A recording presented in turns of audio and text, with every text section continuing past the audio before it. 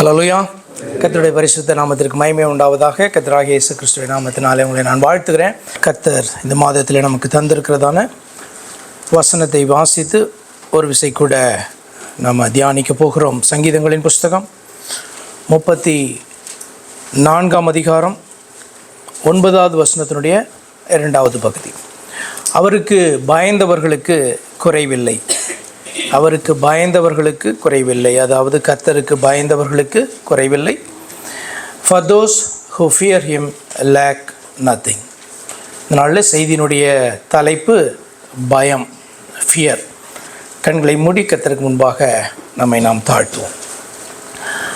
எங்கள் அன்பாய் நேசிக்கிற எங்கள் பரிசுத்த பிதாவே, இந்த அருமையான வசனத்திற்காக, கட்டளைக்காய் ஆண்டவரே, அதை சார்ந்து காணப்படுகிற வாக்கு தத்துவத்திற்காக நாங்கள் நமக்கு நன்றி செலுத்துகிறோம். ஆண்டவரே,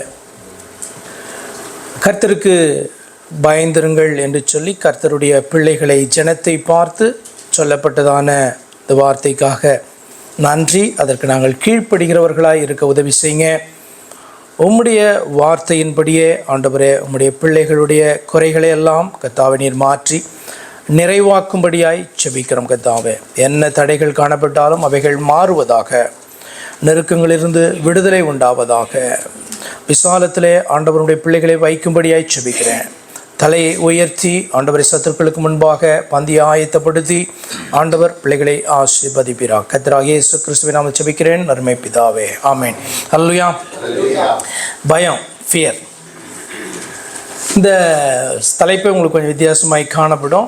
தொடர்ந்து இதை குறித்து நம்ம பார்க்க போகிறோம். இந்த ஒரு 3 வாரங்களாக பயம் என்கிறதான உணர்வு, அது ஒரு எமோஷன் இல்லையா, ஃபீலிங். பயம் என்கிறதான உணர்வு நன்மையானதா தீமையானதா? பயம் என்கிறதான உணர்வு நன்மையானதா தீமையானதா? It depends on what fear it is. அது என்ன பயம் என்பதை பொறுத்து தான் அது நன்மை தீமையா என்று சொல்லி நமக்கு தெரியும். இப்போ பயம் என்கிற உணர்வு தவிர்க்க முடியாதது, அப்படி தானே? பயத்தை யாராவது தவிர்க்க முடியுமா? நான் எந்த காரியத்துக்கும் பயப்படவே மாட்டேன், பயமே எனக்கு வராது அப்படின்ட்டு யாராவது சொல்ல முடியுமா? நிச்சயமாக சொல்ல முடியாது. அது தவிர்க்க முடியாததான ஒன்று. பயம் கொடுமையானதும் கூட. ஆனால் கர்த்தருக்கு பயப்படுகிற பயம் நன்மையானது. ஹல்லேலூயா. கர்த்தருக்கு பயப்படுறதான பயம் நன்மையானது. ஒரே வார்த்தை தான். ஆனால் அந்த வார்த்தையை பயன்படுத்துகிறதான விதத்தில் மிகப்பெரிய வித்தியாசம் உண்டு. அதாவது இந்த பக்கத்துக்கு இந்த பக்கத்துக்கு இருக்கிறதான வித்தியாசத்தை போல அவ்வளவு பெரியதான வித்தியாசம். ஒன்று தீமையானது, அதே நேரத்தில் இன்னொன்று நம்முடைய கர்த்தருக்கு பயப்படுறதான பயம் என்பது மிகவும் நன்மையானதும் அவசியமானதும் காணப்படுது. அதனால தான் இந்த பயத்தை குறித்து இந்த நாளில் நாம் பார்க்க போகிறோம். சில வார்த்தைகள் இந்த நாட்களிலும் எந்த மொழியாக இருந்தாலும் நீங்கள் பயன்படுத்துகிறதான விதத்தில் அந்த வார்த்தைகளுடைய அந்த கருத்து என்பது பொருள் மாறுபடக்கூடியதாக காணப்படும். அதுக்கு ஒரு ஜென்ரலான பொதுவான ஒரு மீனிங் இருக்கும். ஆனால் இன்றைக்கி நம்ம பயன்படுத்தும் போது அது ஒரு ஸ்பெசிஃபிக்கான மீனிங் அப்படின்னு நம்ம நினைத்து பயன்படுத்துகிறது உண்டு.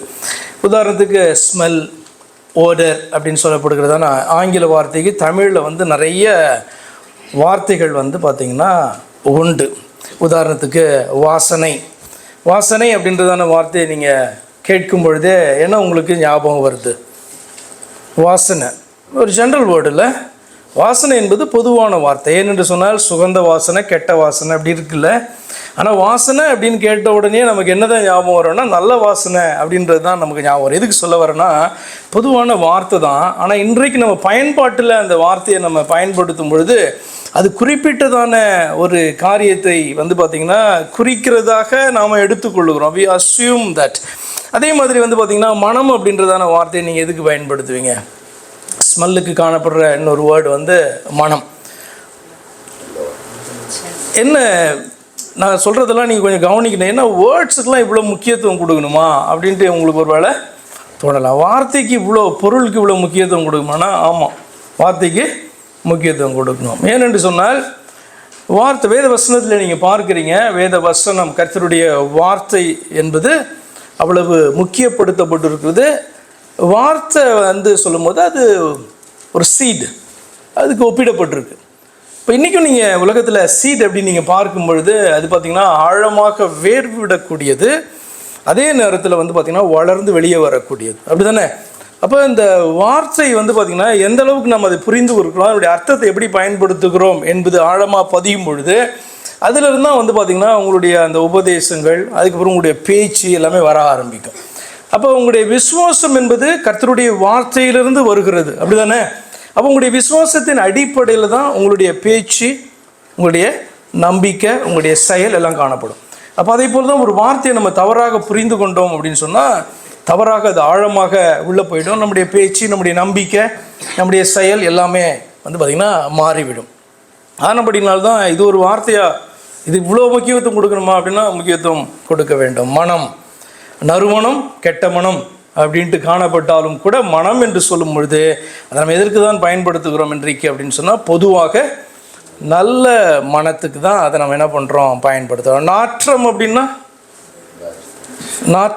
என்ன அர்த்தம்? எத்தனை பேருக்கு நாற்றம் என்பதனுடைய மீனிங் தெரியும்? நாற்றம் என்று சொன்னால் என்ன அர்த்தம் அப்படின்னு சொன்னால், நாற்றம் என்றால் நல்ல வாசனை என்று அர்த்தம். தமிழ்லாம் சொல்லிக் கொடுக்க வேண்டியதாக இருக்கு.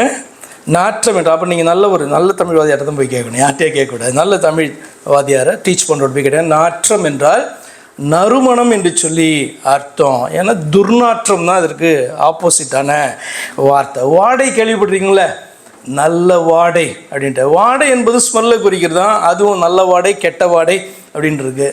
கந்தம் அப்படின்றதான வேர்டுக்கு நிறையா மீனிங்ஸ் காணப்பட்டாலும் ஒரு அர்த்தம் வந்து பார்த்திங்கன்னா ஸ்மெல், வாசனை. அப்போ நற்கந்தம், துர்கந்தம் அப்படின்றதான மீனிங் உண்டு. ஆனால் வந்து பார்த்திங்கன்னா சில பயன்படுத்துகிற வார்த்தைகளை நம்ம ஸ்பெசிஃபிக்காக இதுதான் என்று சொல்லி நினைத்து பயன்படுத்துகிறோம். ஆனால் அதற்கு ஸ்பெசிஃபிக்கான மீனிங் இல்லாமல் ரெண்டு பக்கமும் அந்த அர்த்தத்தை கொடுக்கும். பயம் என்பதும் அப்படிதான் என்பதை நீங்கள் புரிந்து கொள்ளும். பயம் அப்படின்ற வார்த்தையை நீங்கள் பயன்படுத்தினாலே தேவனுக்கு பயப்படுகிற பயம் என்று இன்றைய வழக்கத்தில் நீங்கள் அப்படி நினைக்கிறது உண்டா? புரிந்து கொள்கிறீர்களா? பயம் அப்படின்னு சொன்னால் உடனே தேவனுக்கு பயப்படுற பயமா உங்களுக்கு ஞாபகம் வருது? இப்படி வராதுல்ல, வழக்கத்தில் அப்படி வரவே. பயம்னா என்ன? நம்முடைய அந்த ஜென்ம ஸ்பாவத்திலேருந்து வருகிறதான அந்த ஃபீலிங், அந்த எமோஷன் தான் உங்களுக்கு பயம் அப்படின்னு சொல்கிற வார்த்தையை நீங்கள் கேட்கும் போதே அதுதான். இந்த நாட்களில் சத்தியம் என்கிறதான வார்த்தை காணப்படுது பார்த்தீங்களா? சத்தியம் என்கிற வார்த்தை கிறிஸ்தவத்திற்குள்ள சபைகளில் என்ன ஒரு அர்த்தத்திலே பயன்படுத்தப்படுகிறது?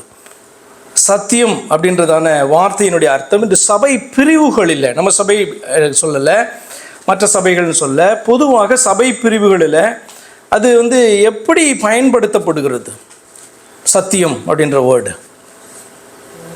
ஏன் இதை நான் கேட்கிறேன் என்று சொன்னால், நான் சிலரெல்லாம் நான் கரெக்ட் பண்ணியிருக்கேன் இந்த விஷயத்தை, இந்த வேர்டை நீங்கள் பயன்படுத்தும் போது.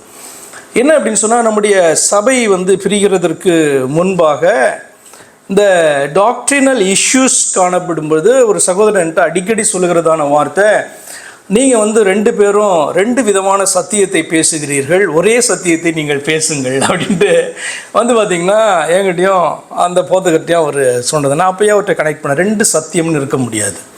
ஒன்று இது பொய்யாக இருக்க வேண்டும், அது சத்தியமாக இருக்க வேண்டும். இது சத்தியமாக இருந்தால் அது பொய். ஏனென்று சொன்னால் என்ன பேசுகிறோம்? தேவனை குறித்தும் தேவன் சொல்லி இருக்கிற காரியங்களை குறித்தும் பேசுகிறோம். அப்படி இருக்கும்போது இதுவும் சத்தியம் அதுவும் சத்தியம் அப்படி அர்த்தமா?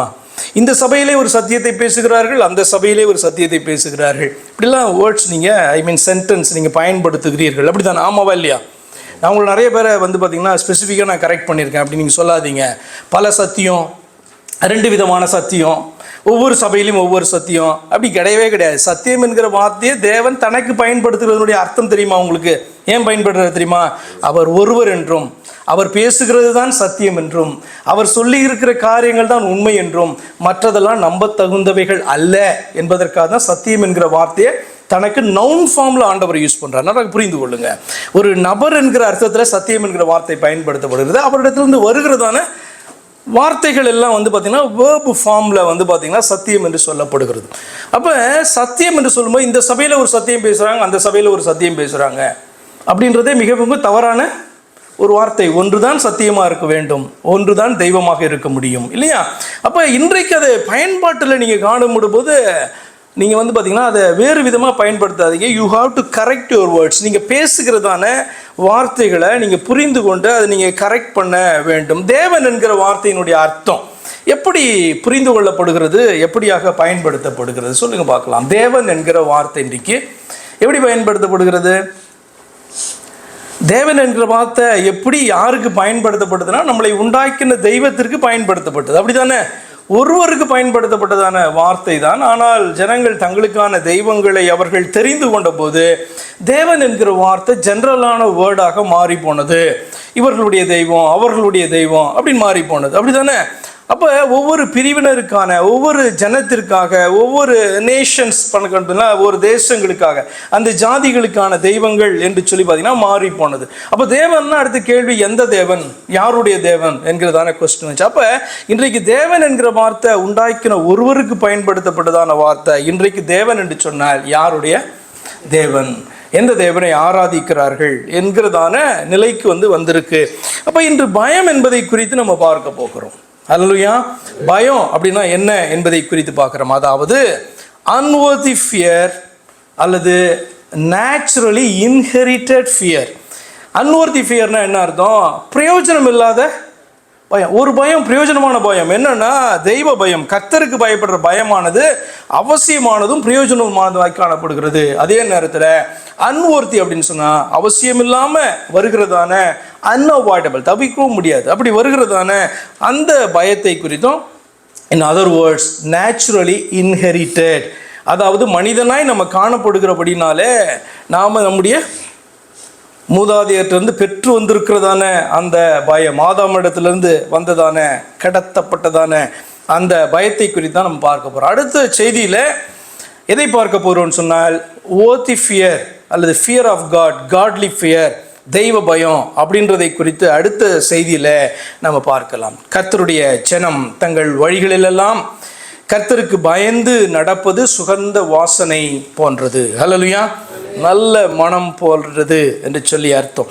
வேத வசனத்தின்படி தேவனை அறிந்து வேத வாக்கியங்களின்படி நடக்கிற மனுஷன் நற்கந்தம் போன்றவன். எடுத்து வாசிக்கலாம். 2 கொரிந்தியர் புஸ்தகம் 2ஆம் அதிகாரம் 14 17 வரைக்கும் இருக்க வசனங்களை வாசிக்கலாம். 2 கொரிந்தியர் புஸ்தகம் 2ஆம் அதிகாரம் 14 17 வரைக்கும். கிறிஸ்துவுக்குள் எப்பொழுதும் எங்களை வெற்றி சிறக்க பண்ணி எல்லா இடங்களிலேயும் எங்களை கொண்டு அவரை அறிகிற அறிவின் வாசனையை வெளிப்படுத்துகிற தேவனுக்கு ஸ்தோத்திரம். ரட்சிக்கப்படுகிறவர்களுக்குள்ளேயும் கெட்டு போகிறவர்களுக்குள்ளேயும் நாங்கள் தேவனுக்கு கிறிஸ்துவின் நற்கந்தமாய் இருக்கிறோம்.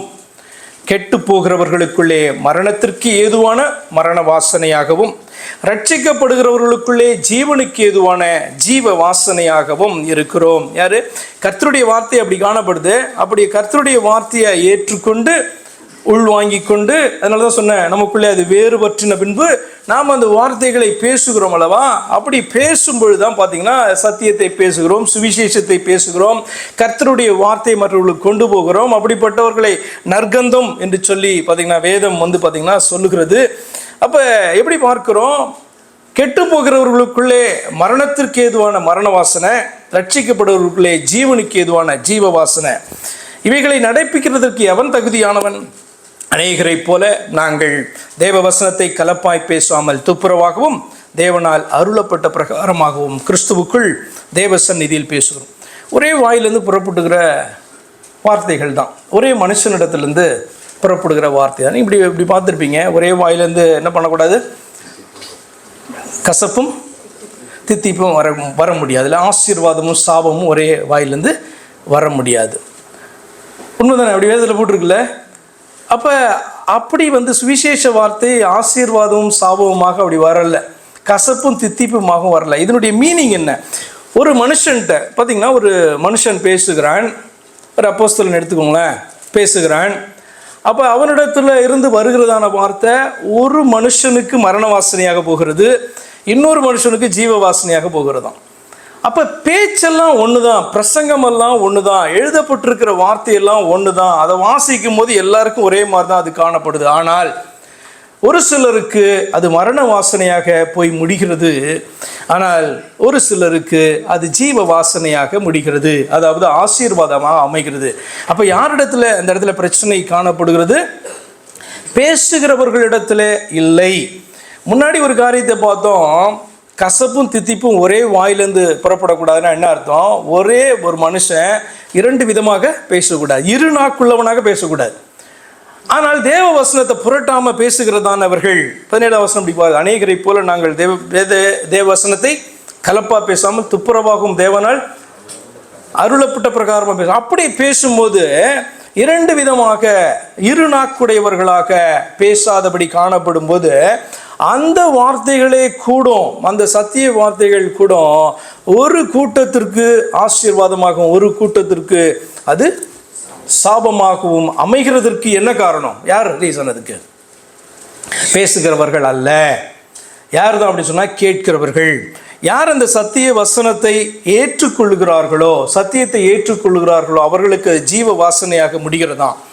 ஏற்றுக்கொள்ளாத கெட்டு போகிறவர்களுக்கு மரண வாசனையாக முடிகிறது என்று வாசிக்கிறோம். அப்போ நற்கந்தமாக இருக்கிறதற்கு அழைக்கப்பட்டிருக்கிறோம். ஜீவ வாசனையாக காணப்படுவதற்கு நாம் அழைக்கப்பட்டிருக்கிறோம். அப்படி தானே? இல்லை அப்படின்னு சொன்னால் நம்மளை பார்த்து என்ன பண்ணுறோம்? இப்போ நாற்றத்துக்கு மீனிங்கே வேறு, இன்றைக்கி மாறிடுச்சுல்ல. நாத்தம்னா அப்படி ஆயிடுச்சுல்ல. நாற்றம் என்கிற தமிழ் வார்த்தை நல்ல வாசனையை அது குறிக்கிறது. ஆனால் பேட் ஸ்மெல் அப்படின்றதான மீனிங்கில் இன்றைக்கு பயன்படுத்தப்படுகிறது. அப்போ கர்த்தருக்கு பயந்தவர்களுடைய குறைகள் எல்லாம் நிச்சயமாக நிறைவாக்கப்படும் என்று கடந்த 2 செய்திகளிலே நம்ம பார்த்தோம். அப்போ கர்த்தருக்கு பயந்து ஜீவிப்போம், நிச்சயமாக நம்மிடத்தில் குறைகள் உண்டு இல்லையா? தேவனுடைய பிள்ளைகளுக்கு, தேவனுக்கு பயப்படுகிறவர்களுக்கு குறைவே இல்லை என்ற அர்த்தம் அல்ல.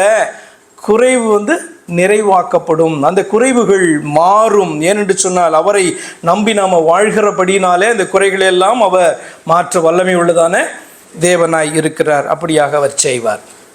பயம் என்பதன் துவக்கம், அதாவது பிரயோஜனமற்ற பயத்தினுடைய துவக்கம் என்ன? Origin of unworthy fear. அவரே உங்களுக்கு சொல்லிட்டு போயிட்டார், ஆலோசனை வேளையில் சொல்லிட்டு போயிட்டார். தெய்வ பயம் அற்று போன போது பற்றி கொண்டது தான் இந்த பயம். எது இன்றைக்கு நம்ம பயம் என்று சொன்னோடனே புரியுதில்ல? என்ன புரியுது அப்படின்னு சொன்னால் அர்த்தமற்ற அவசியமற்றதான அந்த பயம் அல்லவா? அது எப்போ வந்ததுன்னா, உண்மையாக தெய்வ பயம் பார்த்திங்கன்னா மனிதனுக்கு காணப்பட்டது. அந்த தெய்வ பயம் அற்று போன போது இன்னொன்று என்ன பண்ணுச்சு?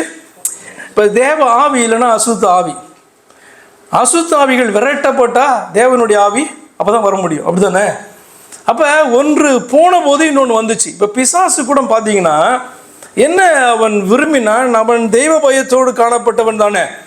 அப்போ தேவனை பார்த்து ஆச்சரியப்பட்டு பிரமித்து பார்த்தீங்கன்னா அவரை தொழுது கொண்டு காணப்பட்டதான ஒருவன் இன்றைக்கு அவருடைய ஸ்தானத்திற்கு தன்னை உயர்த்த அவன் விரும்பின போது என்ன நடந்தது அப்படின்னு சொன்னால், காணப்பட்ட தெய்வ பயம் போச்சு, அடுத்தது வேற ஒரு பயம் வந்துச்சு. அதனால்தான் யாக்கோபுல எழுதுறாரு, அவன் தேவன் ஒருவர் உண்டென்று அறிந்திருக்கிறான், விசுவாசிக்கிறான், நம்புகிறான், அவனுக்கு தெரியும், நம்பி என்ன பண்ணுறான்?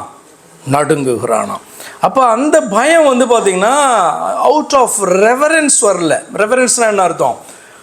ஆழமான மரியாதையினாலே உண்டாகிறது. தேவனை காணும் பொழுது உண்டாகிறது ஆழமான அந்த மரியாதை, மதிப்பு காணப்படுது பார்த்தீங்களா? அந்த பயம்தான் தெய்வ பயம். அப்போ அந்த பயத்தோடு கூட காணப்பட்டவன் அந்த பயத்தை விட்டு வந்தபோது என்னதான் வருது? அர்த்தமற்ற பிரயோஜனமற்ற இந்த பயம். அவரை பார்த்தாரே நடுங்கிறதான அந்த பயம் வந்துச்சு. அப்படி தான் ஆதாமுக்கும். அதுதான் அவர் சொன்னார், எப்படி தான் இந்த பயம் வந்துச்சு? இந்த பிரயோஜனமற்றதான அன்வொர்த்தி ஃபியர் எப்போ வந்துச்சு? ஆதியாகமம் 3:10 வாசிக்கிறோம். அதற்கு அவர் கேட்குறார், ஆதாமே எங்கே? நான் தேவரீருடைய சத்தத்தை தோட்டத்திலே கேட்டு நான் நிர்வாணியாய் இருப்பதினால் பயந்து ஒளித்து கொண்டேன் என்றான். அப்போ தேவனோடு கூட தைரியமாக சஞ்சரித்து சந்தோஷமாக காணப்பட்ட பிள்ளை இன்னைக்கு அந்த தேவனை பார்த்தால், அவருடைய சத்தத்தை கேட்டால் பயந்து தன்னை ஒளித்து கொள்ளுகிறதுனா என்ன அர்த்தம்? தெய்வ பயத்தோடு காணப்பட்டதான ஒரு மனுஷன் அவருடைய வார்த்தையை மீறின போது தெய்வ பயம் அற்று போனது, வேறொரு பயம் பற்றி கொண்டது. இன்னைக்கு பயம் அப்படின்னாலே அந்த பயம்தான் ஜென்ம ஸ்பாவத்தில் எழும்புகிறதான அந்த எமோஷன் தான் நமக்கு பார்த்திங்கன்னா ஞாபகம் வருகிறது. இந்த பயத்திலிருந்து தப்ப முடியுமா? Can we avoid this unworthy fear? இது பாசிபிளா? தப்ப முடியுமா? இது வராமே தப்ப முடியுமா அப்படின்னு சொன்னால் நோ. இந்த பயம் பார்த்திங்கன்னா இந்த எமோஷன் மனுஷனுக்கு போகாது. அப்பப்போ வரும் காரியங்களை சந்திக்கும் போது, நமக்கு விரோதமான காரியங்களை நம்ம பார்க்கும் பொழுது கேட்கும் பொழுது அவைகளெல்லாம் வரும். ஆனால் அதற்கு ஆண்டவர் ஒரு சொல்யூஷனை கொடுத்துருக்கார். இந்த பயத்தையே நம்ம அவாய்ட் பண்ண முடியாது. But how to get rid of this unworthy fear என்கிறதுக்கு ஒரு சொல்யூஷன். இதுதான் கீவேர்டாக நீங்கள் இந்த மெசேஜுக்கு கீவேர்டாக நீங்கள் எடுத்துக்கோங்க. இதை ஞாபகம் வச்சுக்கோங்க. இதுதான் முக்கியமான காரியம். சங்கீதங்களின் புஸ்தகம் 56ஆம் அதிகாரத்தில் முதல் 3 வசனங்களை நம்ம வாசிக்கலாம். சங்கீதம் 56 முதல் 3 வசனம். தேவனே எனக்கு இரங்கும், மனுஷன் என்னை விழுங்க பார்க்கிறான், நாள்தோறும் போர் செய்து என்னை ஒடுக்குகிறான். என் சத்துருக்கள் நாள்தோறும் என்னை விழுங்க பார்க்கிறார்கள். உன்னதமானவரே, எனக்கு விரோதமாக அகங்கரித்து போர் செய்கிறவர்கள் அநேகர். நான் பயப்படுகிற நாளில் உம்மை நம்புவேன். பெரிய யுத்த வீரன், பெரிய ஆளு, தேவன் அவனோடு கூட இருக்கார், தேவ அபிஷேகத்தை பெற்றவன், எல்லாம் காணப்படுகிறதான தாவீது நடுங்குகிறதான வேளைகள் உண்டு, பயப்படுகிறதான வேளைகள் உண்டு. இது அவசியமற்ற, அர்த்தமற்றதான, பிரயோஜனம் இல்லாத ஒரு பயம் என்று தாவீதுக்கு தெரியும். ஆனாலும் கூட அந்த பயம் தன்னை ஆட்கொள்ளும் பொழுது அவன் சொல்லுகிறதான காரியம், நாம் பயப்படுகிறதான அந்த வேளைகளிலே, அந்த நாளிலே உம்மை நம்புவேன். ஹல்லேலூயா. இதுதாங்க கீ. இந்த பயத்தை நீங்கள் அவாய்ட் பண்ணவே முடியாது. மனிதனாக வாழ்ந்து கொண்டு இருக்கிறபடினாலே இந்த பயத்தை நீங்கள் அவாய்ட் பண்ணவே முடியாது. I told you, it is inherited by our father Adam. விழுந்து போனதான ஒரு தகப்பன் தாயின் இடத்துல இருந்து நம்ம பெற்று வந்திருக்கிறதான ஒரு சாபத்தினுடைய காரியம், பெற்று வந்த வரோம் அப்படின்னு சொல்லுவாங்கள்ல, அதே போல் பெற்று வந்திருக்கிறதான காரியம் இது. இதை நீங்கள் அவாய்ட் பண்ண முடியாது. ஆனால் வேதம் கற்றுக் கொடுக்கிறது, உன்னை இந்த பயம் சூடும் பொழுது நீ என்ன செய்ய வேண்டும் என்று சொன்னால், உன்னை உண்டாக்கினதான தெய்வத்தை அந்த வேளையில் அதிகமாக நம்ப வேண்டும். பயப்படுகிறதான வேளையில், சோர்ந்து போகிறதான வேளையில், நம்பிக்கை இழக்கிறதான வேளையில் கொடுக்கப்படுகிற சொல்யூஷன், நீ இந்த தேவனை அதிகமாக நம்பு. அவன் சொல்லுகிறான், இப்படிப்பட்ட சூழ்நிலை வரும்பொழுது நான் பயப்படுகிற நாளிலே உம்மை நம்புவேன் என்று சொல்லி அவன் சொல்லுகிறான். பிரயோஜனமற்றதான பயத்தினாலே மனுக்குலத்திற்கு வந்திருக்கிறதான இந்த நிலை என்ன, எப்படிப்பட்ட நிலைக்கு நாம் வந்திருக்கிறோம், தள்ளப்பட்டிருக்கிறோம் என்று சொன்னால், யாருக்கு பயப்பட வேண்டும், யாருக்கு பயப்படக்கூடாது என்பதையே மறந்து போன அல்லது உணர்வற்றதான நிலை. இப்போ நமக்கு இன்றைக்கி வந்து பார்த்திங்கன்னா தேவன் யாருன்னு சொல்ல வேண்டியது இருக்குது, அப்படி தானே?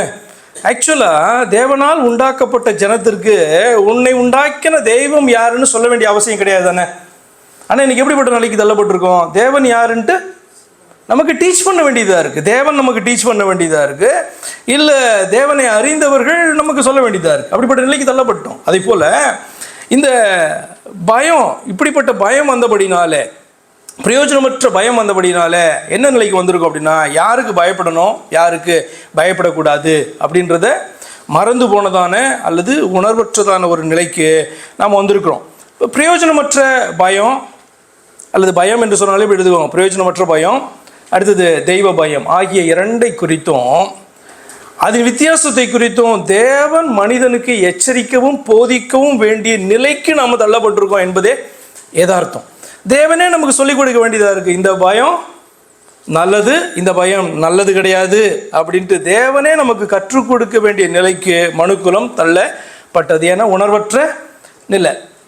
இப்போ நீங்கள் வந்து தேவனை பார்த்து பயப்படும் போது, தேவனுடைய தூதர்களை பார்த்து பயப்படும் போது ஒரு வார்த்தை சொல்லப்படும், பயப்படாதே அப்படின்றத ஒரு வார்த்தை சொல்லப்பட்டிருக்கும் இல்லையா? பயப்படாதே. ஆண்டு இப்போ கூட ஏசாயா தீர்க்கதரிசி புஸ்தகத்தில் யாரோ கோட் பண்ணும்போது கூட அந்த வார்த்தையை சொன்னாங்க, கலங்காதே, திகையாதே, நான் உன் தேவன், பயப்படாதே, நான் உன்னோடு கூட இருக்கிறேன். எதுக்கு அப்படி சொல்லணும் அப்படின்னா என்ன அர்த்தம்? உனக்கு அர்த்தமற்ற இந்த பயம் வருகிறது. காபிரியேல் தூதனை பார்க்கும் பொழுது ஒரு அர்த்தமற்ற பயம் கண்டவர்களுக்கு வந்தது. அவன் சொல்லுகிற வார்த்தை பயப்படாதே, நான் இந்த செய்தியை சொல்கிறதுக்கு உன்கிட்ட அனுப்பப்பட்டேன் அப்படி சொல்கிறான். அப்படின்னா என்ன அர்த்தம்? நமக்கு அர்த்தமற்றதான, அவசியமற்றதான அந்த பயம் வந்து நம்முடைய எமோஷனில் வருது. ஆனால் இது அவசியம் கிடையாது.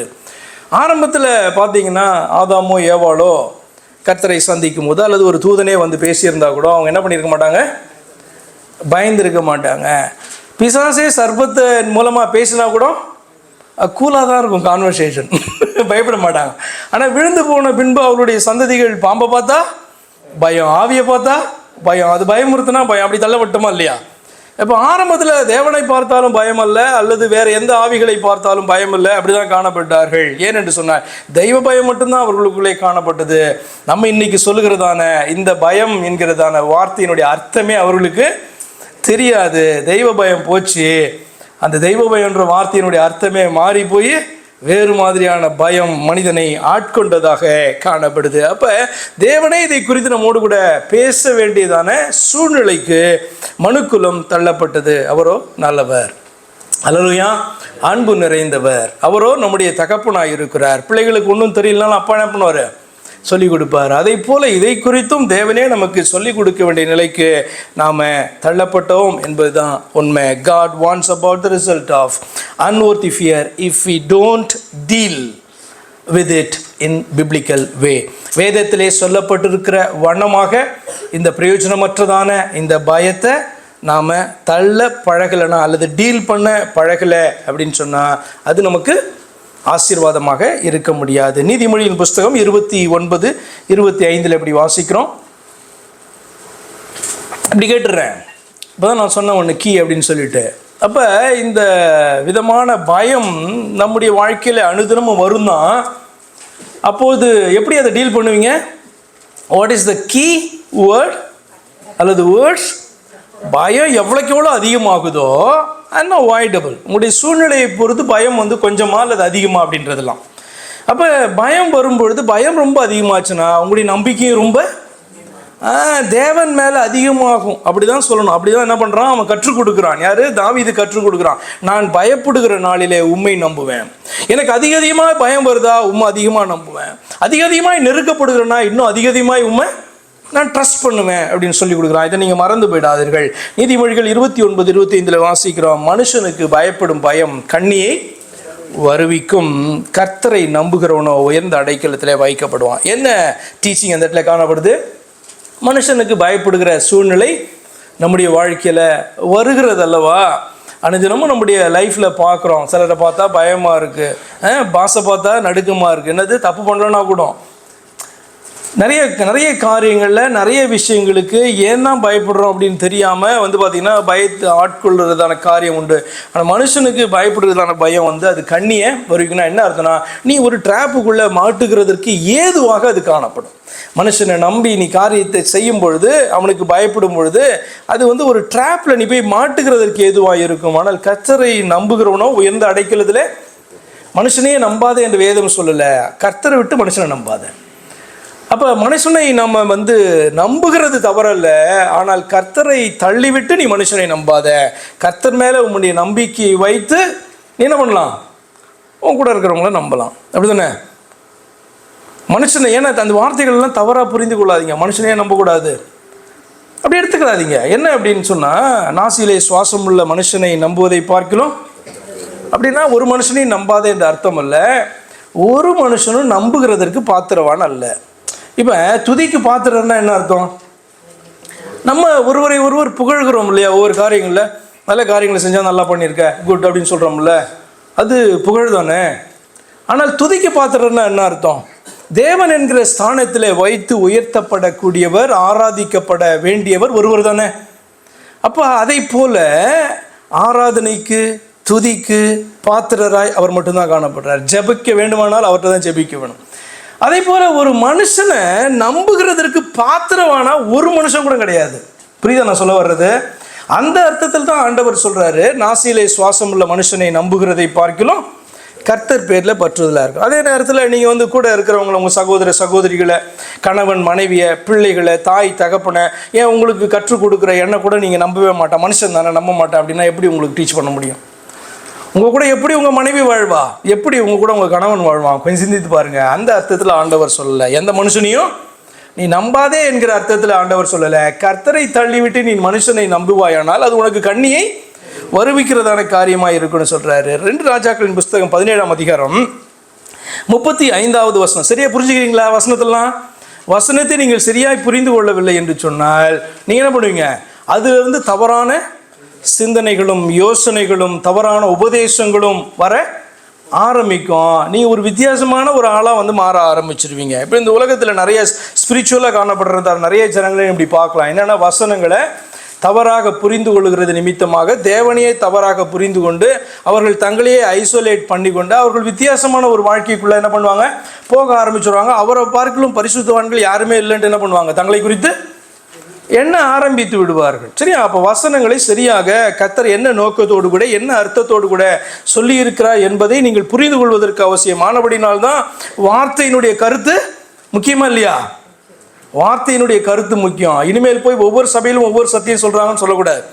ஒரே சத்தியம் தான் உண்டு, அந்த சத்தியத்தை தான் எல்லா சபையும் சொல்ல வேண்டும். ஒரே தேவன் தான் உண்டு, அந்த தேவனை தான் எல்லா சபையும் அறிவிக்க வேண்டும், ஆராதிக்க வேண்டும். அப்படிதானே? அப்போ வித்தியாசமாக காணப்படுது சத்தியம், அப்படியே கிடையாது. பொய் தான் வித்தியாசமாக காணப்படும். சத்தியம் என்பது இன்டாக்டாக தான் காணப்படும். அது சத்தியம் என்றால் அது சத்தியம் சமூலமாக அது காணப்படும். ஆனபடினால you have to change your words. அதாவது நீங்கள் பேசுகிறதான அந்த வார்த்தைகளை என்ன அர்த்தத்தில் எவ்வளோ நாள் பேசுனீங்களா தெரியாது. இனிமேல் என்ன பண்ணிக்கணும், அதை மாற்றிக்கொண்டு நீங்கள் பேச வேண்டும். சரி, ஓகே. 2 ராஜாக்கள் புஸ்தகம் 17ஆம் அதிகாரம் 35 வாசிக்கிறோம்.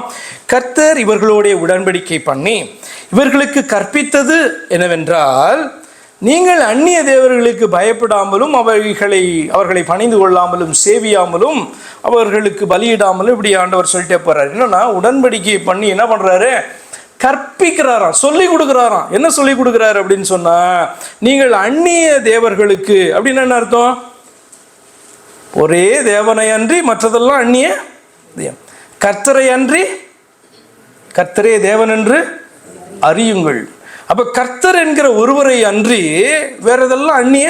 அதுக்கு என்ன பேரை வச்சுக்கிட்டாலும் God so and so God சொன்னாலும் அது என்னதான், கர்த்தரை அன்றி லார்ட் இஸ் காட். அந்த லார்ட் இல்லாததான மற்ற காடெல்லாம் அது என்னது?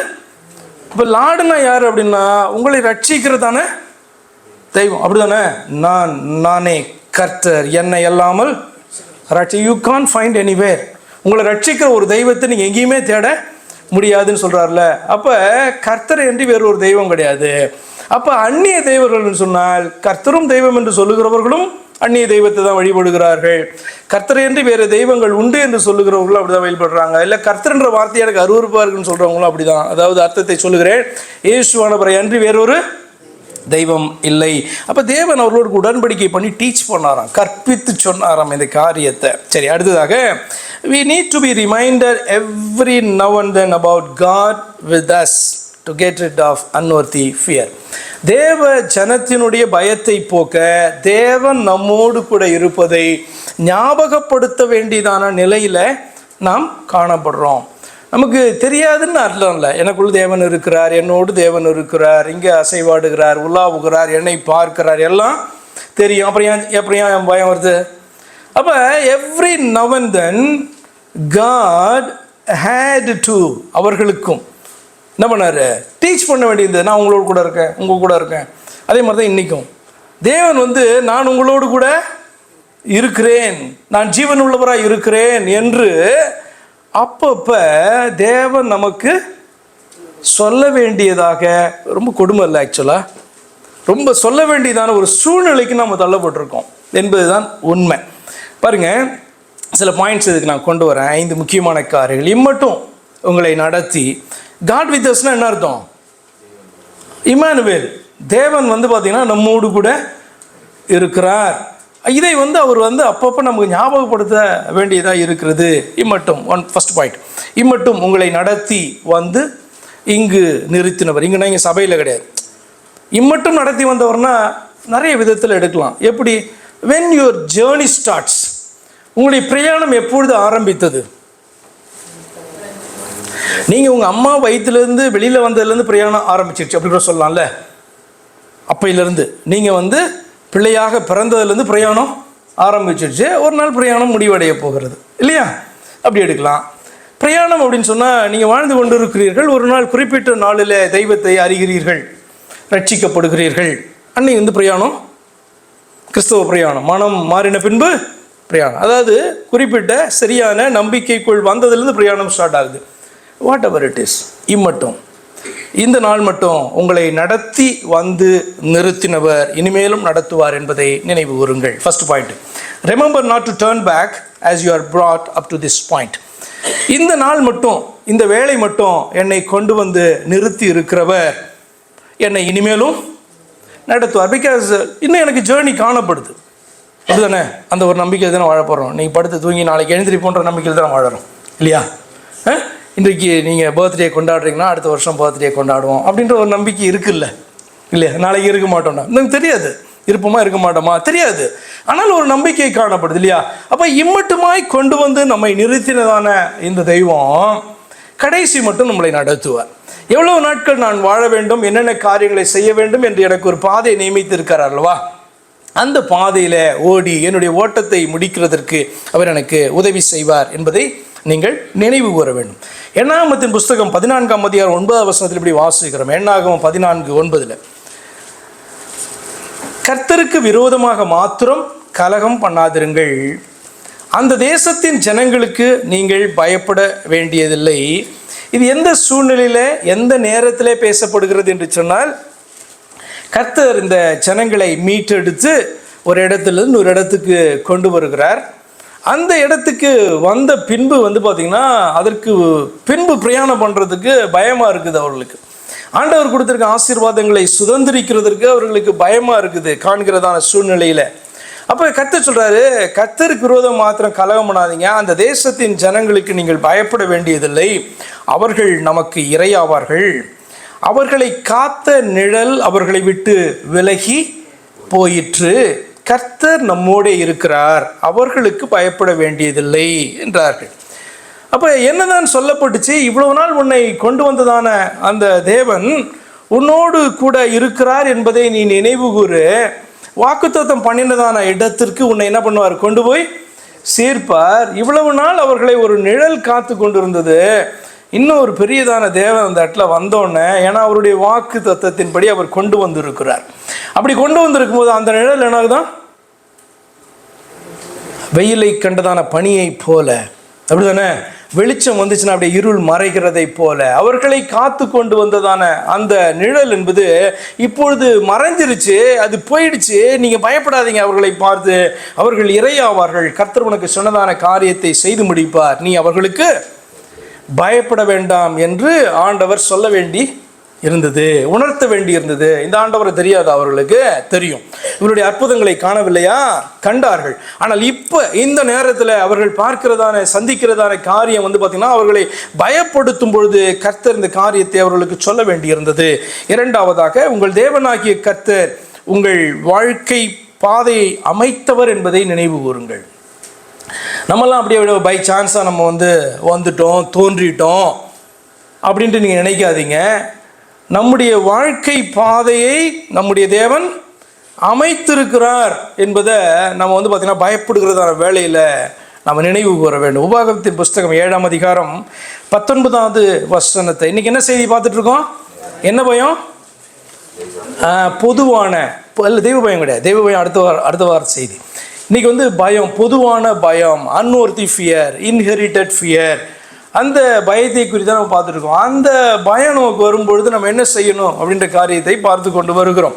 உங்கள் தேவனாகிய கர்த்தர் உங்கள் வாழ்க்கை பாதையை அமைத்தவர் என்பதை நம்ம என்ன பண்ணோம்? இந்த அர்த்தமற்ற பயம் நம்மை தொற்றும் பொழுது நாம் நினைவு கூறணும். உபாகமம் 7:19 உன் கண்கள் கண்ட பெரிய சோதனையையும் அடையாளங்களையும் அற்புதங்களையும் உன் தேவனாகிய கர்த்தர் உன்னை புறப்பட பண்ணி காண்பித்த பலத்த கையையும் ஓங்கிய புயத்தையும் நன்றாய் நினைத்து, அதுனா நன்றாய் நினைத்து எப்படிப்பட்ட வார்த்தையெல்லாம் அங்கே போடப்படுது கொஞ்சம் சிந்திச்சு பாருங்க. நன்றாய் நினைத்து, நல்லா உட்காந்து நல்லா யோசிக்கணும். அப்படி ஜஸ்ட் பார்த்தா தெரில, அப்படி சிந்திச்சு பார்க்கணும். ஏன்னா இன்னைக்கு நம்முடைய வாழ்க்கையில் ஒரு அற்புதம் நடக்கலையே அப்படின்னு நம்ம யோசிக்கிறோம் இல்லையா? முன்னாடி ஒரு அற்புதத்தை ஆண்டவர் செய்தார் என்பதை நன்றாய் என்ன பண்ணணும்? நினைக்கணும். அன்னைக்கு அதை செய்தவர் இன்றைக்கு அவரால் செய்ய முடியாதா? செய்வார் என்று சொல்லி நன்றாய் நினைத்து அவர்களுக்கு பயப்படாதிரு. நீ பார்த்து பயப்படுகிற எல்லா ஜனங்களுக்கும் உன் தேவனாகிய கர்த்தர் அப்படியே எப்படிப்பட்ட காரியத்தை செய்து நீங்கள் உங்களுடைய ரட்சிப்பை குறித்து நீங்கள் சிந்திச்சு பார்க்கணும். நான் சொன்னேன், அது பெரியதான நீங்கள் இன்றைக்கி பார்க்கிறதான எல்லா மிராக்கிள்ஸை பார்க்கலும் மிகப்பெரியதான மிராக்கிள். நீங்கள் அதை நம்பலனாலும் உணர்ந்தாலும் உணரலனாலும் நீங்கள் புதுப்பிக்கப்பட்டீங்க இல்லையா, புதிதாய் பிறந்தீங்க இல்லையா, அது மிகப்பெரிய மிகப்பெரியதான ஒரு அற்புதம் அப்படின்றத நான் சொன்னேன். நீங்கள் அதை உணர்ந்து பார்த்தால்தான், சிந்திச்சு பார்த்தா தான், நினைத்து பார்த்தா இல்லை, நன்றாய் நினைத்து பார்த்தா தான் அது உங்களுக்கு புரியும். ஏன் அப்படின்னா, ஒரு முறை நான் உங்கள்கிட்ட சொன்னேன், சிருஷ்டிப்பை விட பார்த்தீங்கன்னா திரும்பவும் ஆண்டவர் சிருஷ்டிக்கிறார் அப்படின்னு சொல்லப்பட்டிருக்கு இல்லையா. நம்ம மறுபடியும் சிருஷ்டித்து அது நற்கிரியை செய்கிறதற்கு உங்களை சிருஷ்டித்து அப்படி சொல்லப்பட்டிருக்கு இல்லையா. அப்போ மறுபடியும் சிருஷ்டிக்கிறதான ஒரு செய்கை தான் பார்த்தீங்க அப்படின்னா மறுபடியும் பிறக்கிறதான ஒரு காரியம். நமக்குள்ளாத அந்த உண்டாக்குனதான மாற்றத்தை நீங்கள் நினச்சி பாருங்களா. நேற்று எப்படி இருந்த, நேற்று எப்படி ஒரு காரியத்தை ஹேண்டில் பண்ண, உன்னை நோக்கி பாவ இச்சைகள் வந்தபோது நேற்று அதை நீ இப்படி ஹேண்டில் பண்ண, இன்னைக்கு கர்த்தருடைய பிள்ளையாய் மாறின பின்பு கர்த்தர் உன்னோடு கூட இருக்கிறான்ற உணர்வு பெறும் பொழுது நீ அதே காரியத்தை நீ எப்படி ஹேண்டில் பண்ணுற.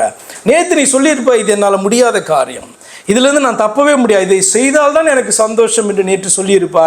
ஆனால் இன்னைக்கு கர்த்தர் உன்னோடு கூட இருக்கும்போது அதை சிந்தித்து பார்க்கும்போது, நானா இதை மேற்கொண்டேன், நானா இந்த சோதனையை மேற்கொண்டு வந்தேன் என்று சொல்லத்தக்கதான அதிசயத்தை பார்த்தீங்கன்னா கர்த்தர் உங்கள் ஒவ்வொருடைய வாழ்க்கையிலும் காண்பித்திருப்பா. அது அதிசயமான காரியம். இப்போ கர்த்தர் சொல்கிறாங்க, நன்றாய் நினைத்து இன்றைக்கு பார்க்கிறதா நம்முடைய சத்துருக்களை கண்டு பயப்படாதிரு, நீ பார்த்து பயப்படுகிற எல்லா ஜனங்களுக்கும் உன் தேவனாகிய கர்த்தர் அப்படியே செய்வார் என்று சொல்லி அவர் நம்முடைய வாழ்க்கை பாதையை நியமித்திருக்கிறார்.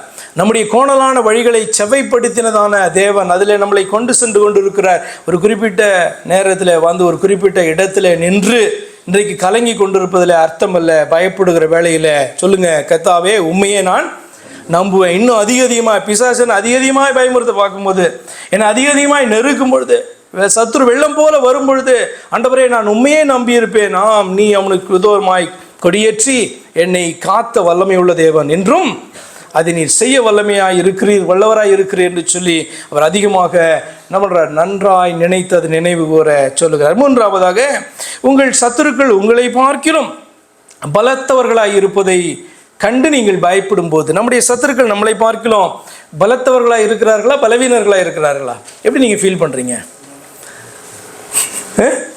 நம்முடைய சத்துருக்கள் நம்மளை பார்க்கலாம் பலவீனர்களாக இருந்தால் தான் நம்ம அப்படி தட்டிட்டு போயிடுவோமே, இல்லை ஏறி மீச்சிட்டு போயிடுவோமே. மோஸ்ட்லி நம்முடைய சத்துருக்கள், ஏன்னா நம்மளை பார்க்கலும் பலவீனவர்களாய் காணப்பட்டால் அவர்களை நாம் சத்துருக்களாகவே நினைப்பது கிடையாது. அப்படி தானே? அதெல்லாம் குட்டி பிசாசெல்லாம் ஒரு லிஸ்ட்டே கிடையாது.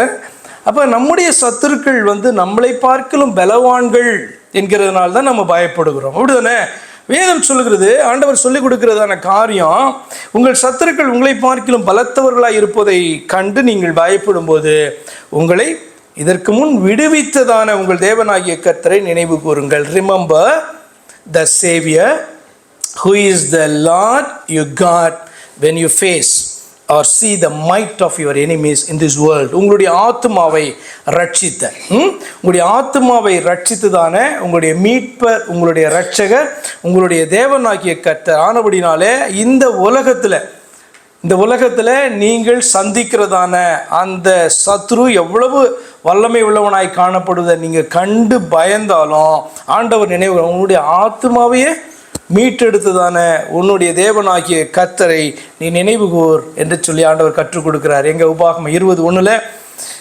20:1 எப்படி வாசிக்கிறான், நீ உன் சத்துருக்களுக்கு எதிராக யுத்தம் செய்ய புறப்பட்டு போகையில் குதிரைகளையும் ரதங்களையும் முன்னிலும் பெரிய கூட்டமாகிய ஜனங்களையும் கண்டால் அவர்களுக்கு பயப்படாயாக. உன்னை எகிப்து தேசத்திலிருந்து புறப்பட பண்ணின உன் தேவனாகிய கர்த்தர் உன்னோடே இருக்கிறார். சத்துருக்களை நீ பார்க்கும் பொழுது, சத்துருக்கள் உனக்கு முன்பாக பலத்தவர்களாய் காணப்படும் பொழுது, நீ அதெல்லாம் பார்க்கும்போது இது எப்படி சான்ஸ், இவங்களுக்கு முன்னாடி எப்படி நான் நிற்க முடியும், இந்த நாளை நான் எப்படி ஓட்ட முடியும், இந்த வாழ்க்கையை எப்படி ஜெயமாக நான் கடந்து செல்ல முடியும், இந்த இன்சிடென்ட்லேருந்து எப்படி நான் வெளியில் வர முடியும் என்று சொல்லி இவையெல்லாம் பார்க்கும் பொழுது நீ கலங்கி தவிக்கிறாயே. அப்போ சொல்லுகிறதான காரியம் என்ன தெரியுமா, உன்னை எகிப்து தேசத்திலிருந்து புறப்பட பண்ணின உன் தேவனாகிய கர்த்தர் உன்னோடே, உன்னை சிருஷ்டித்தவரும் உன்னை ரட்சித்தவருமான தேவனாகிய கர்த்தர் என்ன பண்ணுறாரு, உன்னோடே இருக்கிறார் என்பதை நினைக்கணும். அவ்வளவு பெரிய அற்புதமான காரியத்தை உன் வாழ்க்கையில செய்தார்ல. இந்த உளையான சேற்றிலே சிக்கி கொண்டிருந்ததான உன்னுடைய ஆத்துமாவை நீங்கள் இன்னைக்கு போய் சுவிசேஷம் அறிவிக்கும் போது எப்படி ஒரு மனுஷனை கர்த்தருக்குள்ளே திருப்புறதுக்கு எவ்வளோ கஷ்டப்படுறீங்க. ஒரு பிள்ளையை பெற்றுடலாம் போல, ஆனால் ஒரு மனுஷனுடைய இருதயத்தை கர்த்தரை நோக்கி திருப்புறதற்கு நீங்கள் எவ்வளோ கஷ்டப்படுறீங்க. அப்போ அது ஈஸியான ஒரு காரியம் அல்ல. நம்முடைய ஆத்துமா ரட்சிக்கப்படுவது, மனம் திரும்பி சத்தியத்தை ஏற்றுக்கொள்வது எளிதான காரியம் அல்ல. ஆனால் அப்படிப்பட்ட காரியம் நம்முடைய வாழ்க்கையில் நடந்ததே. அந்த தேவன் ரட்சித்தவர் நம்மளை ரட்சித்து அப்படியே விட்டுவிடவில்லை. அவர் நம்மோடு கூட இருக்கிறார் என்பதை நினைவு கூற வேண்டுமாம். நீ அப்படிப்பட்டவர்களை நீ காணும்போது அவர்களுக்கு பயப்படாதாய, உன்னை எகிப்து தேசத்திலிருந்து புறப்பட பண்ணின உன் தேவனாகிய கர்த்தர் உன்னோடே இருக்கிறார். நான்காவதாக, நீங்கள் பயப்படும்போது தேவனாகிய கர்த்தர் உங்களோட இருப்பதை நினைவு கொள்ளுங்க. Remember the Lord God is with you. உபாகமம் 31:6 எப்படி வாசிக்கிறோம்? உபாகமம் 31:6, நீங்கள் பலங்கொண்டு திடமனதாயிருங்கள், அவர்களுக்கு பயப்படவும் திகைக்கவும் வேண்டாம், உன் தேவனாகிய கர்த்தர் தாமே உன்னோடே கூட இருக்கிறார், அவர் உன்னை விட்டு விலகுவதுமில்லை, உன்னை கைவிடுவதுமில்லை என்று சொன்னான். ஹல்லேலூயா. நம்முடைய தேவனாகிய கர்த்தர் நம்மோடு கூட இருக்கிறார், நம்மளை விட்டுறல, நம்மளை சூழ்ந்து தான் இருக்கிறார், நம் அருகில் தான் இருக்கிறார் என்றுதான அந்த காரியத்தை அவர் நமக்கு நினைவுபடுத்துகிறார். அவர் நம்மளை விட்டு விலகுவதும் இல்லை, கைவிடுவதும் இல்லை. ஆனால் அவர் அதை நமக்கு நினைவுபடுத்த வேண்டிய, ஞாபகப்படுத்த வேண்டியதான நிலைக்கு எப்போ நம்ம வருகிறோம் என்று சொன்னால், நம்ம பயப்படும் பொழுது. அல்லையா, நாம் பயப்படுகிறதான அந்த வேளையில் கர்த்தர் அந்த வார்த்தையை பேசி நான் இருக்கிறேன். நீங்கள் பல இடத்துல நீ இப்படி வாசித்திருப்பீங்கள்ல, நான் இருக்கிறேன் அப்படின்னு ஆண்டவர் சொல்கிறதான காரியம் என்ன? இருக்கிறவர் நான் இருக்கிறேன்னு சொல்லணுமா? மோசேகிட்ட பார்த்து நான் இருக்கிறேன் அப்படின்றாரு. யூதர்கள் அவரை ஏற்றுக்கொள்ளாத போது நான் ஆபிரகாமுக்கு முன்னமே இருக்கிறேன் அப்படின்னு சொல்கிறாரு. சாலமோனோட பெரியவர் இங்கே இருக்கிறார், யோனாவோட பெரியவர் இங்கே இருக்கிறார், இப்படிலாம் சொல்கிறார். இருக்குன்னு எதுக்கு சொல்லணும்? அவர் இருக்கிறாருன்னு தெரியுமே, தேவன் இருக்கிறாருன்னு தெரியும். எல்லா பக்திமான்களுக்கும், தெய்வ பக்தி உள்ளவர்களுக்கு எல்லாருக்கும் என்ன தெரியும்னா, தேவன் இருக்கிறார் அப்படின்னு தெரியும். ஆனால் அவரோ சொல்கிறார் நான் இருக்கிறேன். நீர் யார்யா? நான் இருக்கிறேன், இருக்கிறவராகவே இருக்கிறேன்.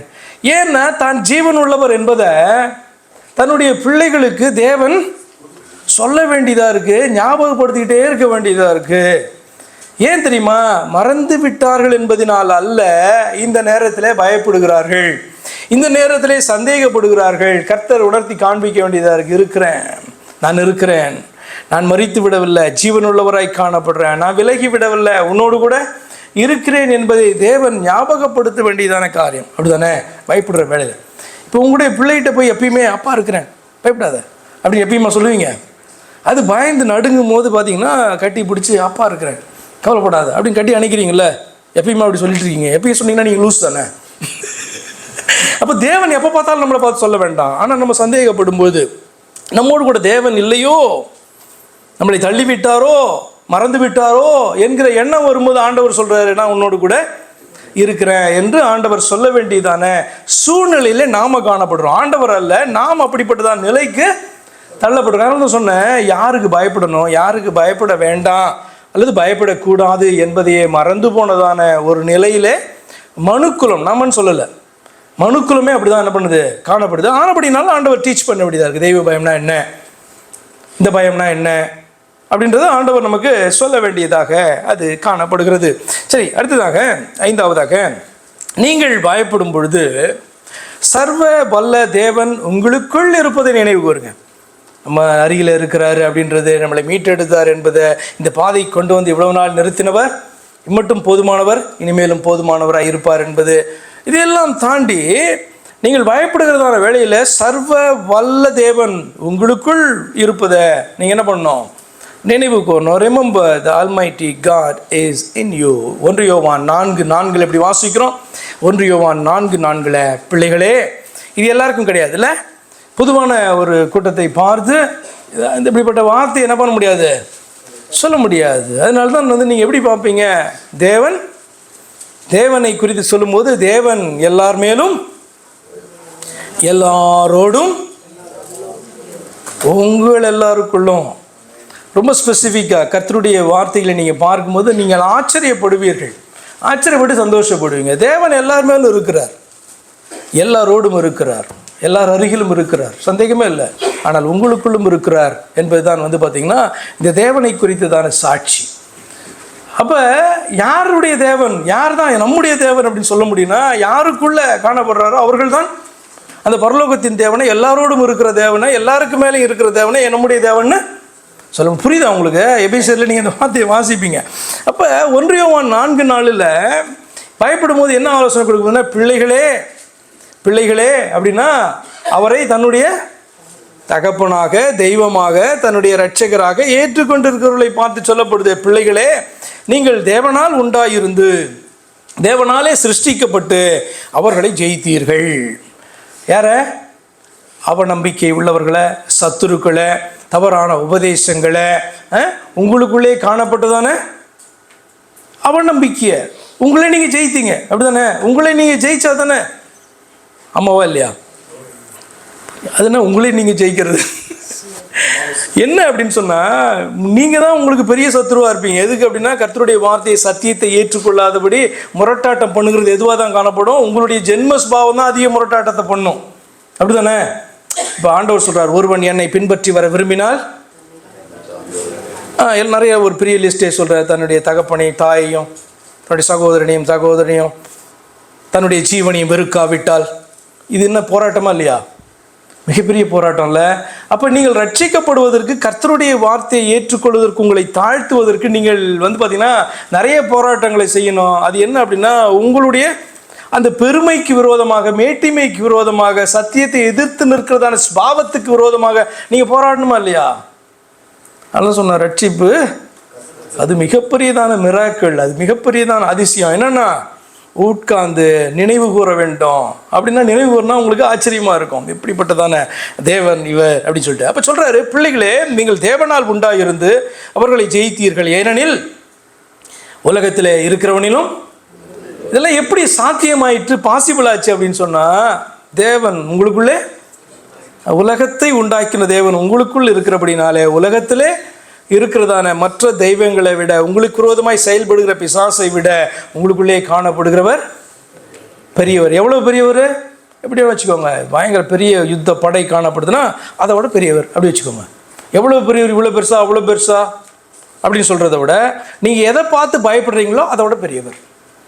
அதான் அதனுடைய வார்த்தையினுடைய அர்த்தம். உங்களுக்குள்ளே காணப்படுகிறவர். நம்ம ரொம்ப சின்ன ஆளாச்சு, நமக்குள்ளே காணப்படுறவர் எப்படி இது காணப்படுற இவ்வளோ பெரிய யுத்த வீரர்களை பார்க்கலும் பெரியவர்னா, ஆமாம், உங்களுக்குள்ளே இருக்கிறவர் அதையெல்லாம் காட்டிலும் உலகத்திலே இருக்கிறவனிலும் பெரியவர். அப்படின்னா இந்த பிரபஞ்சத்தின் தேவன் என்று சொல்லப்படுகிறவனிலும் பெரியவர் உங்களுக்குள்ளே இருக்கிறாரு அப்படின்னு சொல்லப்பட்டதான காரியம் என்னென்னா, ஞாபகப்படுத்தப்படுகிறது.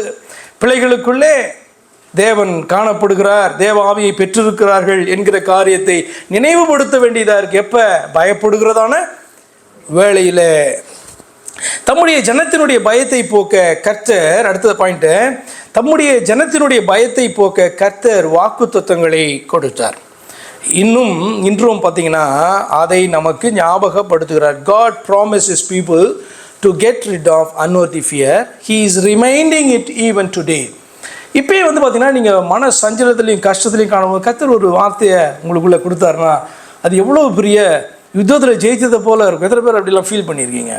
அப்படியே சோர்ந்து போய் அமர்ந்திருப்போம், இதுலேருந்து எப்படி விடுதலை ஆகும் அப்படின்ட்டு காணப்படும். ஆனால் கர்த்தர் ஒரு வார்த்தையை நமக்குள்ளே போடும் பொழுது, கர்த்தர் ஒரு வார்த்தையை நம்மள்கிட்ட பேசும்போது, அது பார்த்திங்கன்னா நம்ம ஜெயிச்சதை போல் ஒரு சந்தோஷம் உண்டாகும். அப்படி தானே?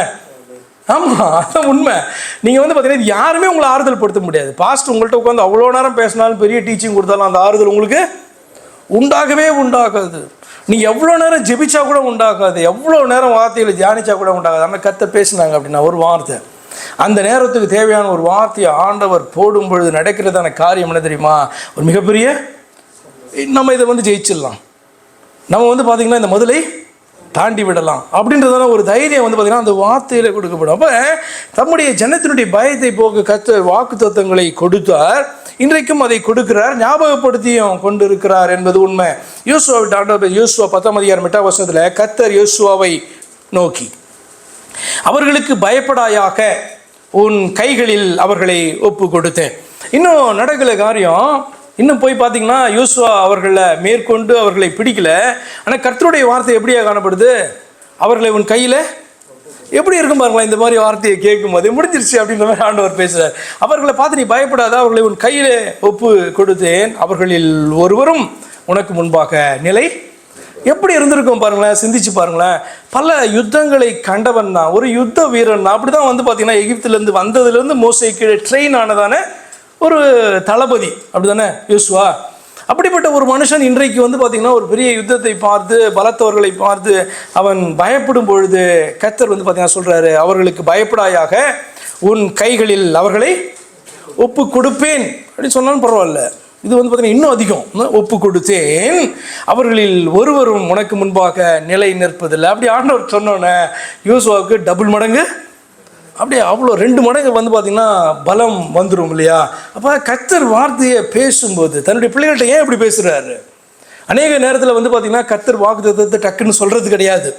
நம்மளே வந்து பார்த்திங்கன்னா அதுக்கப்புறம் முடிஞ்ச பிறகு நம்ம ஆண்டவர் வந்து பார்த்திங்கன்னா என்னைக்கோ பேசினார் அப்படின்ற காரியம் இன்னைக்கு நிறைவேறுது அப்படின்லாம் நினச்சி நம்ம சந்தோஷப்படுவோம். ஆனால் அந்த நேரத்தில் அப்படி பயந்து கலங்கி கொண்டிருந்தானே அவனை பார்த்து ஆண்டவர் சொல்கிறார், உன் கையில் ஒப்பு கொடுத்தேன், ஒருவனை உனக்கு முன்பாக நிற்பதில்லை அப்படின்ட்டு வாக்குத்தத்தத்தை பண்ணுறாரு. யோசுவா 11:6 வாசிக்கிறோம். அப்போது கர்த்தர் யோசுவாவை நோக்கி, அவர்களுக்கு பயப்படாயாக, நாளைய நேரத்தில் நான் அவர்களை எல்லாம் இஸ்ரவேலுக்கு முன்பாக வெட்டுண்டவர்களாக ஒப்பு கொடுப்பேன். நீ அவர்கள் குதிரைகளின் குதிகால் நரம்புகளை அறுத்து அவர்கள் ரதங்களை அக்கினியால் சுட்டரிக்க கடவாய் என்றார். திரும்பவும் பார்த்தீங்கன்னா ஆண்டவர் பேசுகிறாரு, பயந்து நிற்கிறதான அவனை பார்த்து சொல்கிறார், நாளைக்கு இந்த காரியம் நடக்கும், நான் அவர்களை எல்லாம் இஸ்ரவேலுக்கு முன்பாக வெட்டுண்டவர்களாக ஒப்பு கொடுப்பேன், ஃபினிஷ் பண்ணி உன்ட்ட கொடுப்பேன். இப்போ இந்த செத்தப்பாம்பு அடிக்கிறதுன்னு சொல்லுவாங்கள்ல, அது வந்து நீங்கள் எதுக்காக அந்த வார்த்தை பயன்படுத்தப்படும் அப்படின்னா ஃபினிஷ்டு, பலமெல்லாம் எடுத்து போட்டு கொடுத்தா நீங்கள் என்ன பண்ணுவீங்க?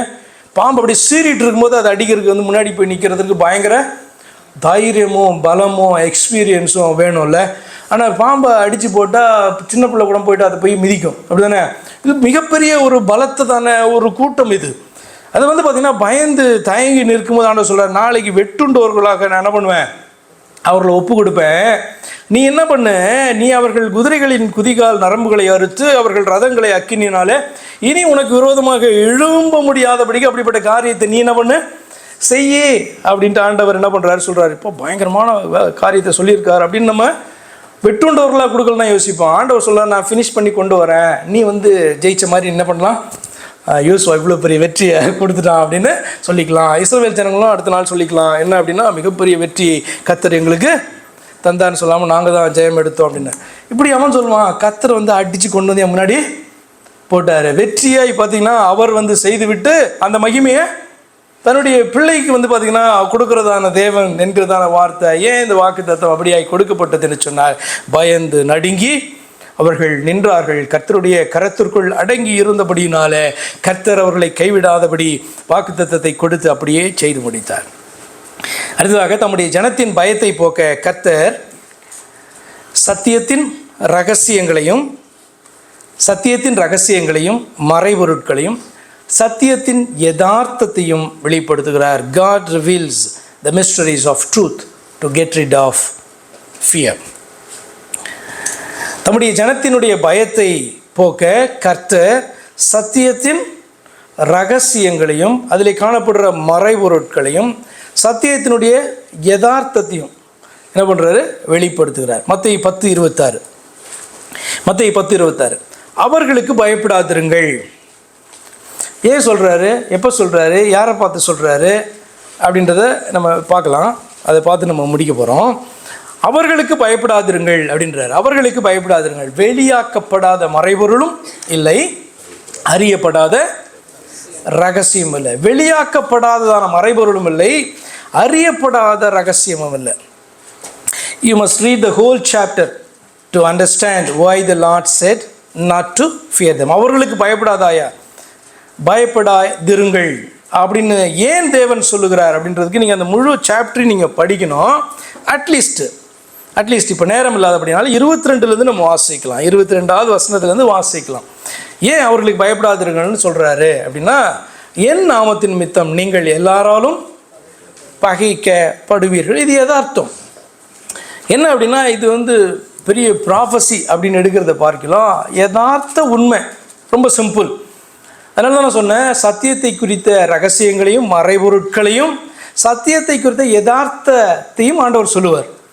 அப்போ என் நாமத்து நிமித்தம் நீங்கள் எல்லாராலும் பகைக்கப்படுவீர்கள், முடிவு வரையந்தம் நிலைத்திருப்பவனே ரட்சிக்கப்படுவான். It's a matter of fact இல்லை, முக்கியமான ஒரு சத்தியத்தை கர்த்தர் விளக்குறார். என் நாமத்து நிமித்தம் நீங்கள் எல்லாராலும் பகைக்கப்படுவீர்கள் எப்படி கொஞ்சம் சிந்திச்சு பாருங்க, எப்படி வந்து அவருடைய நாமத்து நிமித்தம் பகைக்கப்படுவார்கள்? இப்போ இதை வந்து கர்த்தர் வந்து யாரை பார்த்து பேசுகிறாரு? அன்றைக்கு காணப்பட்டதான இஸ்ரவேல் ஜனங்கள் யூதர்களை பார்த்து பேசுகிறார். தேவ பக்தி உள்ளவர்கள் என்று தங்களை எண்ணுகிறார்கள். தேவனை தங்களுடைய பிதாவென்று சொல்லுகிறதான ஜனங்கள், தேவன் ஒருவர் என்றும் அவரே எங்கள் பிதா என்றும் சொல்லுகிறதானவர்கள்.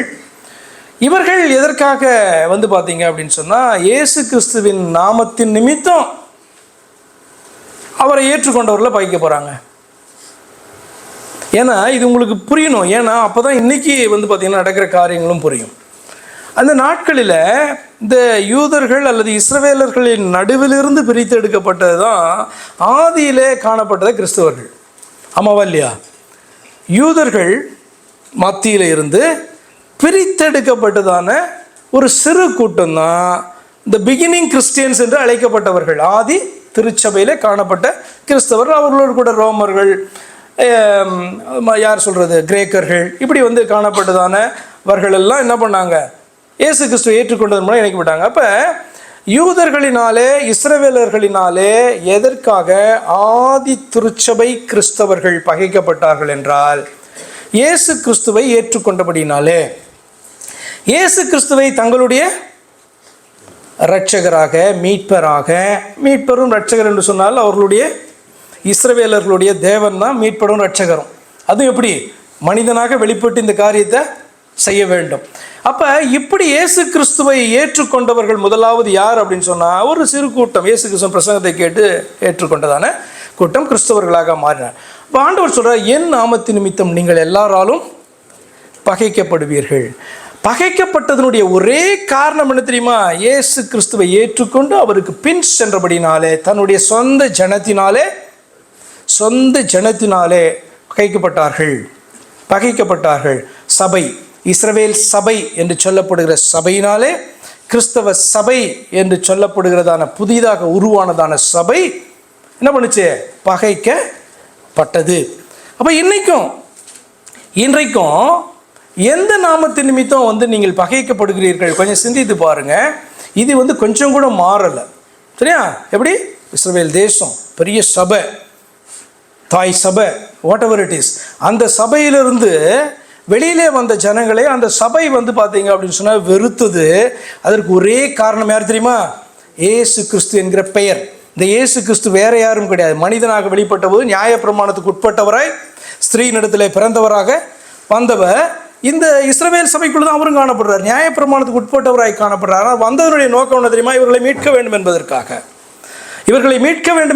இவர்களை ரட்சிக்க வேண்டும் என்பதற்காக, தான் யார் என்பதை வெளிப்படுத்த வேண்டும் என்பதற்காக.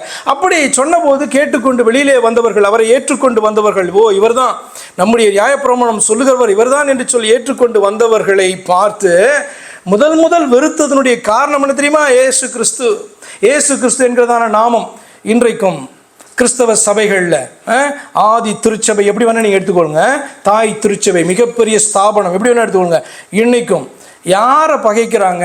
எந்த நாமத்துக்காக வந்து நீங்கள் பகைக்கப்படுவீர்கள் என்று சொன்னால், ஐ சேலஞ்ச் யூ. நீங்கள் இயேசு கிறிஸ்து தான் ஒரே தெய்வம், இஸ்ரவேலர்களுடைய தெய்வம், கிறிஸ்தவர்களுடைய தெய்வம், இந்த வேதம் சொல்லுகிற தெய்வம் இயேசு கிறிஸ்தான் என்று போய் நீங்கள் என்ன பண்ணுங்க? சாட்சியாக நீங்கள் எந்த சபைக்குள்ளே போனாலும் அங்கே நின்று நீங்கள் சொல்லி பாருங்க, நீங்கள் அந்த ஒரே நாமத்தின் நிமித்தம் நீங்கள் பகைக்கப்படுவீர்கள். அப்படி பகைக்கப்பட்டால் தான் நீங்கள் உண்மையான, பெரும் கூட்டத்தால் பகைக்கப்பட்டால் தான் நீங்கள் கிறிஸ்தவர்கள். கலங்கி விடாதீர்கள். யாருமே வரலையே, நம்ம கூட யாருமே இல்லையே, நம்மளும் பார்த்தீங்கன்னா அவர்களுடைய பாதையிலே ஓடிடலாமே, அவர்களுடைய தெய்வத்தையே ஆராதிக்கலாமே என்று சொன்னால் ரட்சிப்பு உண்டாக முடியாது. ஆண்டவர் அதோடு முடித்து விடலை. முடிவு வரையந்தான் பகைக்கப்பட்டிருக்கிறாய், அப்படியே இரு. நீங்கள் பகைக்கப்பட்டிருக்க காரணம் என்ன தெரியுமா? நீ பரலோகத்துக்கு போகிற என்பதனால தான் நரகத்துக்கு போகிறதான கூட்டம் உன்னை பகைத்து கொண்டு இருக்கிறது. ஆனபடினாலே நீ என்ன பண்ணு? முடிவு பரியந்தம் இதிலேயே நிலைத்துரு. என்னுடைய நாமத்தினாலே பகைக்கப்பட்டாலும், என்னுடைய நாமத்தினாலே கொல்லப்பட்டாலும், என்னுடைய நாமத்தினாலே நசுக்கப்பட்டாலும், சிறையிலே தள்ளப்பட்டாலும் முடிவு பரியந்தம் நீ நிலைத்திரு, நீ ரட்சிக்கப்படுவாய் என்றார். அதுதான் இன்னைக்கும் இயேசு கிறிஸ்துவை சபைக்குள்ளே இவரே தேவன் என்று சொல்லி பாருங்க, இவரை என்று வேறொரு தேவன் இல்லை என்று சொல்லி பாருங்க. பிதான்னு தேவன் இல்லையா அப்படின்னு கேட்போம். காரணம் என்ன தெரியுமா? பிதா என்கிற தேவன் யாரென்று அறியாததான அப்பாவி அனாதை பிள்ளையாய் காணப்படுகிறபடினால பிதா யாருன்னு தெரியல. பிதாதான் தெய்வம், அந்த பிதா என்னை ரட்சிக்க மனிதனாக வருவார் என்று சொல்லப்பட்டிருக்கு. அப்படி வந்தார், ஆறபடினாலே இவரை ஏற்றுக்கொள்கிறேன், இவரை பிரசங்கிக்கிறேன் சொன்னால் இல்லை இல்லை அப்படின்னுமா. அப்போ இந்த காரணத்தை புரிந்து கொள்ளுங்க. இயேசு கிறிஸ்துதான் உங்களுடைய தெய்வம் என்று நீங்கள் அவர்களுக்கு அவரையே அறிமுகப்படுத்தினால், அவருடைய தகப்பனை அவர்களுக்கு அறிமுகப்படுத்தினால் இவர் இல்லை என்பார்கள். ஆனபடினாலும் கதை சொன்னார், முடிவு வரையும் தான் நிலைத்திருப்போனே. ட்ரை பண்ணுறீங்களா? யாராவது போங்க, இந்தியாவுக்கு போங்க, சபைக்குள்ளே போங்க, பெருங்கூட்டத்துக்குள்ளே போங்க.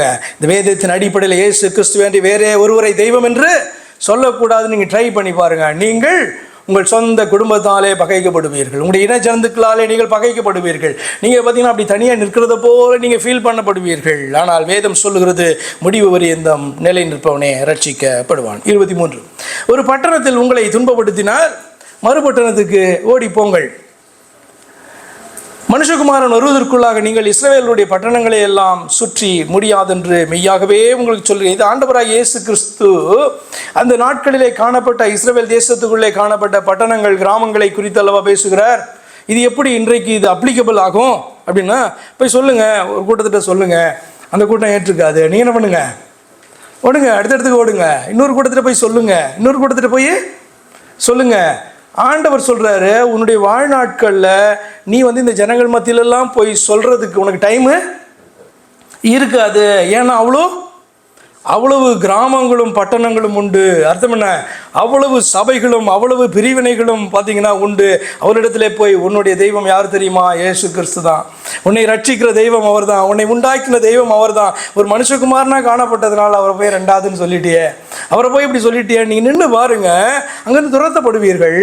கால் தூசியை தள்ளி விட்டு அடுத்த இடத்துக்கு என்ன பண்ணுங்க, நீங்கள் நின்றுடாதீங்க. என்ன இப்படி தள்ளிட்டாங்க? ஆண்டவர் சொல்கிறாரு, உங்களுக்கு ஓடிப்போங்க அப்படி சொல்கிறார். உங்களை துன்பப்படுத்தினால் மறுபட்டணத்துக்கு ஓடிப்போங்க. ஏன்னா அங்கேயே இருந்தீங்கன்னா உங்களுடைய வேலையை முடிக்க முடியாது, பிடிச்சி கொண்டுடுவான்.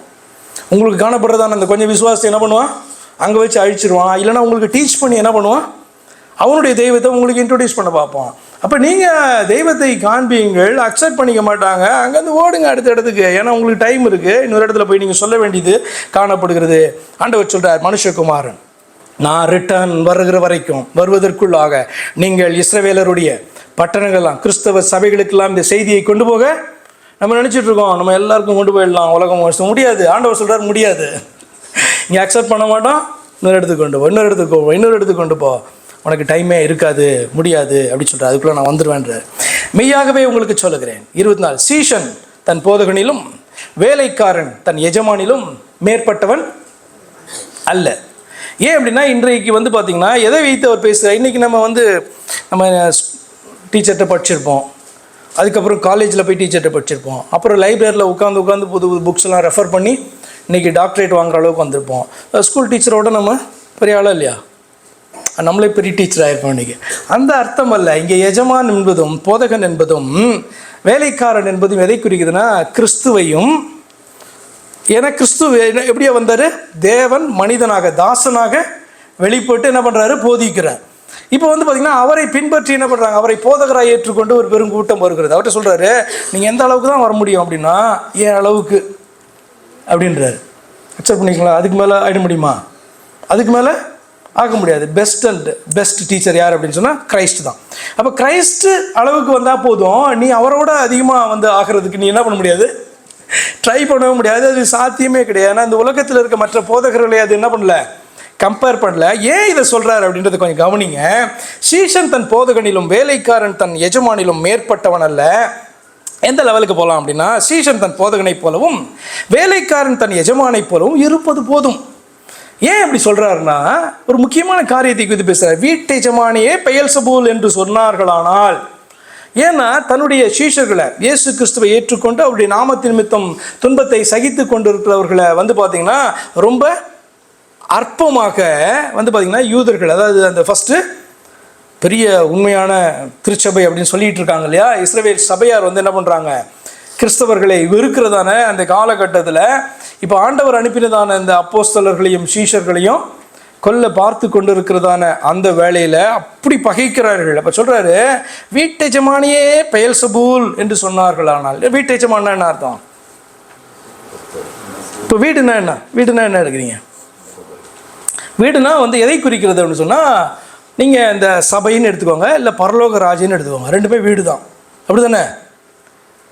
இப்போ இது வந்து வீடுன்னு எடுத்துக்கலாம். நம்மள சபையை கூடியிருக்கோம் இல்லையா? சபை கூடுதல் அப்படின்னா என்ன அர்த்தம்னா, தேவனுடைய பிள்ளைகள், தேவனால் தெரிந்து கொள்ளப்பட்டவர்கள், தேவ ஆவியினாலே சேர்க்கப்பட்டவர்கள் கூடுகிறதான இடம், அதான சபை இல்லையா? இப்போ இங்கே யார் பெரியவர் அப்படின்னா, நீங்கள் தான் கொஞ்சம் பேசுகிறீங்களா அப்படின்னு சொல்லக்கூடாது. யார் தான் தலைவர்? இயேசு கிறிஸ்தான். நம்மளை எல்லாம் ரட்சித்ததான அந்த தெய்வம் தான் இல்லையா? இப்போ அவர் சொல்லுகிற காரியங்கள் தான் உங்கள்கிட்ட பேசிகிட்டு இருக்கேன். அவர் ஏற்கனவே பேசியிருக்கிற காரியங்கள் தான் எடுத்தாலும் பெரிய பெரிய பயங்கர மறைப்பொருட்கள்லாம் வெளிப்படுத்துகிறப்பெல்லாம் நினச்சிடாதீங்க. அவர் ஏற்கனவே வெளிப்படுத்தி இருக்கிற காரியங்களை எடுத்து நான் என்ன பண்ணுறேன், உங்களோடு கூட நான் பேசி கொண்டு இருக்கிறேன், சொல்லி கொண்டு இருக்கிறேன். அப்போ தலைவர்னா யார்? இதை வீடுன்னு எடுத்திங்கனாலும் தலைவர் அவர் தான். எந்த சபை, எந்த ஆலயம், ஆவிக்குரிய ஆலயமாக இருந்தாலும் சரி, பில்டிங்காக இருந்தாலும் சரி, அவருடைய நாமத்தினாலே கூடுகிறதான வீடாக இருந்தாலும் சரி, அங்கே வீட்டு எஜமானா யார்? இப்போ நீங்கள் வாடகை வீட்டில் இருந்தால் அதனுடைய எஜமான் நான் தான் சொல்லிக்க முடியுமா? உங்கள் குடும்பத்துக்கு எஜமான், அந்த வீட்டுக்கு எஜமான் வருது. நீங்கள் வீடே வாங்கிட்டு இருந்தீங்கன்னா அப்படின்னு சொன்னால் அந்த வீட்டுக்கு எஜமான் யார்? யார் பேரில் இருக்கோ தான். ஒய்ஃப் பேரில் வாங்கியிருந்தீங்க அப்படின்னா சும்மா சொல்கிறேன் நான். என்ன அப்படின்னா, உங்களுடைய வீடு யார் பேரில் இருக்கோ அவங்க தான் எஜமான். அப்போ இது யார் பேரில் இருக்குது? சபை யார் பேரில் இருக்குது? ராஜ்குமார் சபை அப்படின்னு போட்டிருக்கு. தேவனின் மந்தை அப்படி தானே? மற்ற வேறு எந்த கிறிஸ்தவ சபைகளையும் எடுத்துக்கோங்க, அந்த சபைக்கு என்னென்ன பேரெல்லாம் டைட்டில்லாம் வச்சாங்கனாலும் என்ன தான் சொல்லுவாங்க? கிறிஸ்தவ சபை தானே. செயின்ட் பீட்டர் சர்ச் அப்படின்னா கூட அது என்ன? செயின்ட் பீட்டர் கிறிஸ்தவ சபை அப்படி தானே? செயின்ட் மேரி சபை சர்ச் அப்படின்னாலும் கிறிஸ்தவ சபை தானே. அப்போ எதை பேரை தான் சொல்லிகிட்டு இருக்கு அந்த சபை? அந்த கூட்டம் யாருடைய பேரை தான் சொல்லிகிட்டு இருக்குன்னா அது தலைவருடைய பேரை என்ன பண்ணுது? அப்போ வீட்டு எஜமான், அப்போ பரலோகத்தினுடைய எஜமான் யார்? காட் யாருன்னா கிரைஸ்து தான், அவர் தான் என்று சொல்லி அர்த்தம். அப்போ வீட்டு எஜமானிய எண்ணெயை பார்த்து, தெய்வத்தை பார்த்து என்ன சொல்லிட்டானுங்க? தெய்வத்தை பார்த்து பிசாசுன்ட்டாங்க. தெய்வத்தை பார்த்து பெயல்செபூல்னு சொன்னாங்கன்னா, தெய்வம் அனுப்பினதான ஊழியக்காரர்களை பார்த்து என்ன சொல்லுவாங்க? அதுக்கு மேலே வேறு ஏதாவது பேர் இருந்தால் சொல்லுவாங்க, அப்படி தானே? இயேசுவானவரை பார்த்து, வீட்டு எஜமானை பார்த்து, சபையினுடைய தலைவரை பார்த்து, பரலோகத்தின் தெய்வத்தை பார்த்து நீ பிசாசு, பெயல்செபூல் என்று சொல்லுகிற ஒரு மனிதனை நீங்கள் காண்பீர்களானால் அந்த மனிதன் அவர் அனுப்பினதான இயேசு கிறிஸ்து அனுப்பின ஊழியக்காரனை பார்த்து என்ன சொல்ல மாட்டான்.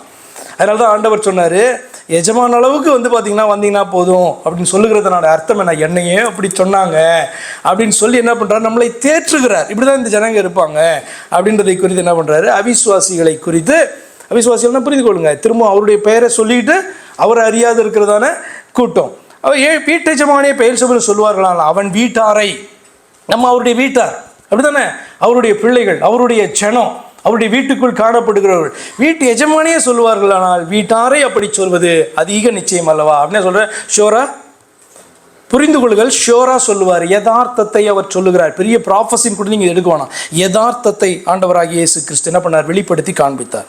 அவர்களுக்கு பயப்படாதிருங்கள். அப்போ தான் சொல்கிறார், அவர்களுக்கு பயப்படாதிருங்கள். இப்படிப்பட்டதான கோஷ்டிக்கு என்ன பண்ணாத? ஏன் நாமத்தின் நிமித்தம் தானே வெளியில் வந்திருக்க, சத்தியத்துக்காக எதிர்த்து நின்று தானே வெளியில் வந்திருக்க, அவமானங்களை சகித்து கொண்டு இருக்கிற.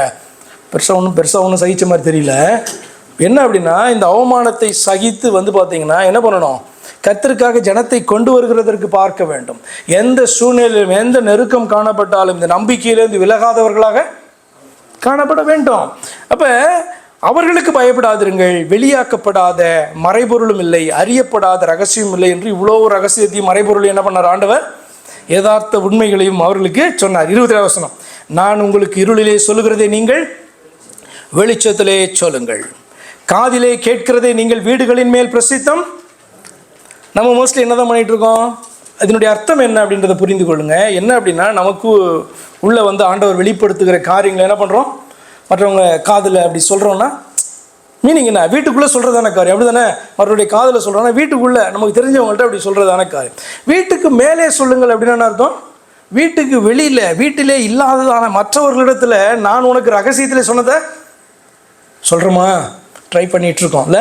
அட்லீஸ்ட் ட்ரை பண்ணிகிட்ருக்கோம். இதெல்லாம் போட்டால் இங்கே இதில் அப்லோட் பண்ணால் சப்ஸ்கிரைபர்ஸ் வருவாங்கன்ட்டா இல்லை, வீட்டிற்கு மேலே இதை பிரசித்தம் பண்ண நம்ம என்ன பண்ணுறோம்? முயற்சி பண்ணி கொண்டிருக்கிறோம். அவங்களுக்கு நல்லா தெரியுது இதை கேட்கக்கூடாது. இது ஏன்னா இயேசு கிறிஸ்துவனுடைய நாமத்தை சொல்லுகிறபடினாலே இது என்ன பண்ணக்கூடாது? கேட்கக்கூடாது என்பதில் அவர்கள் அவ்வளவு தெளிவாக என்ன பண்ணுறாங்க? காணப்படுறாங்க. நம்மளும் கடைசி வரைக்கும் தெளிவாக தான் இருக்கும். என்னன்னா, எனக்கு வீட்டுக்குள்ளே ஆண்டவர் சொன்னார் அல்லவா, அது என்ன பண்ணுவேன்? நான் வீட்டுக்குள்ளே தான் சொல்லிகிட்டு இருக்குமே.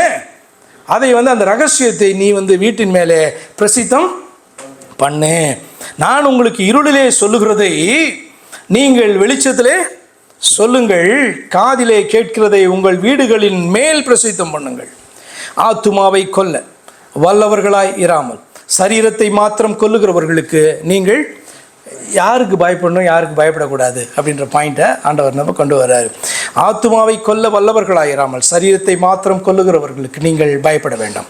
ஆத்துமாவையும் சரீரத்தையும் நரகத்திலே அழிக்க வல்லவருக்கே நீங்கள் பயப்படுங்க. நான் ஆரம்பத்திலே சொன்னேன்ல, யாருக்கு பயப்படணும் யாருக்கு பயப்படக்கூடாது என்கிறதான அந்த உணர்வற்றதான கூட்டமாக என்ன பண்ணுறோம், மனுக்குலம் மாறிவிட்டபடினாலே அவர் சொல்ல வேண்டியதாக இருக்குது, பிசாசுக்கு நீ என்ன பண்ணக்கூடாது, நீ பயப்படக்கூடாது.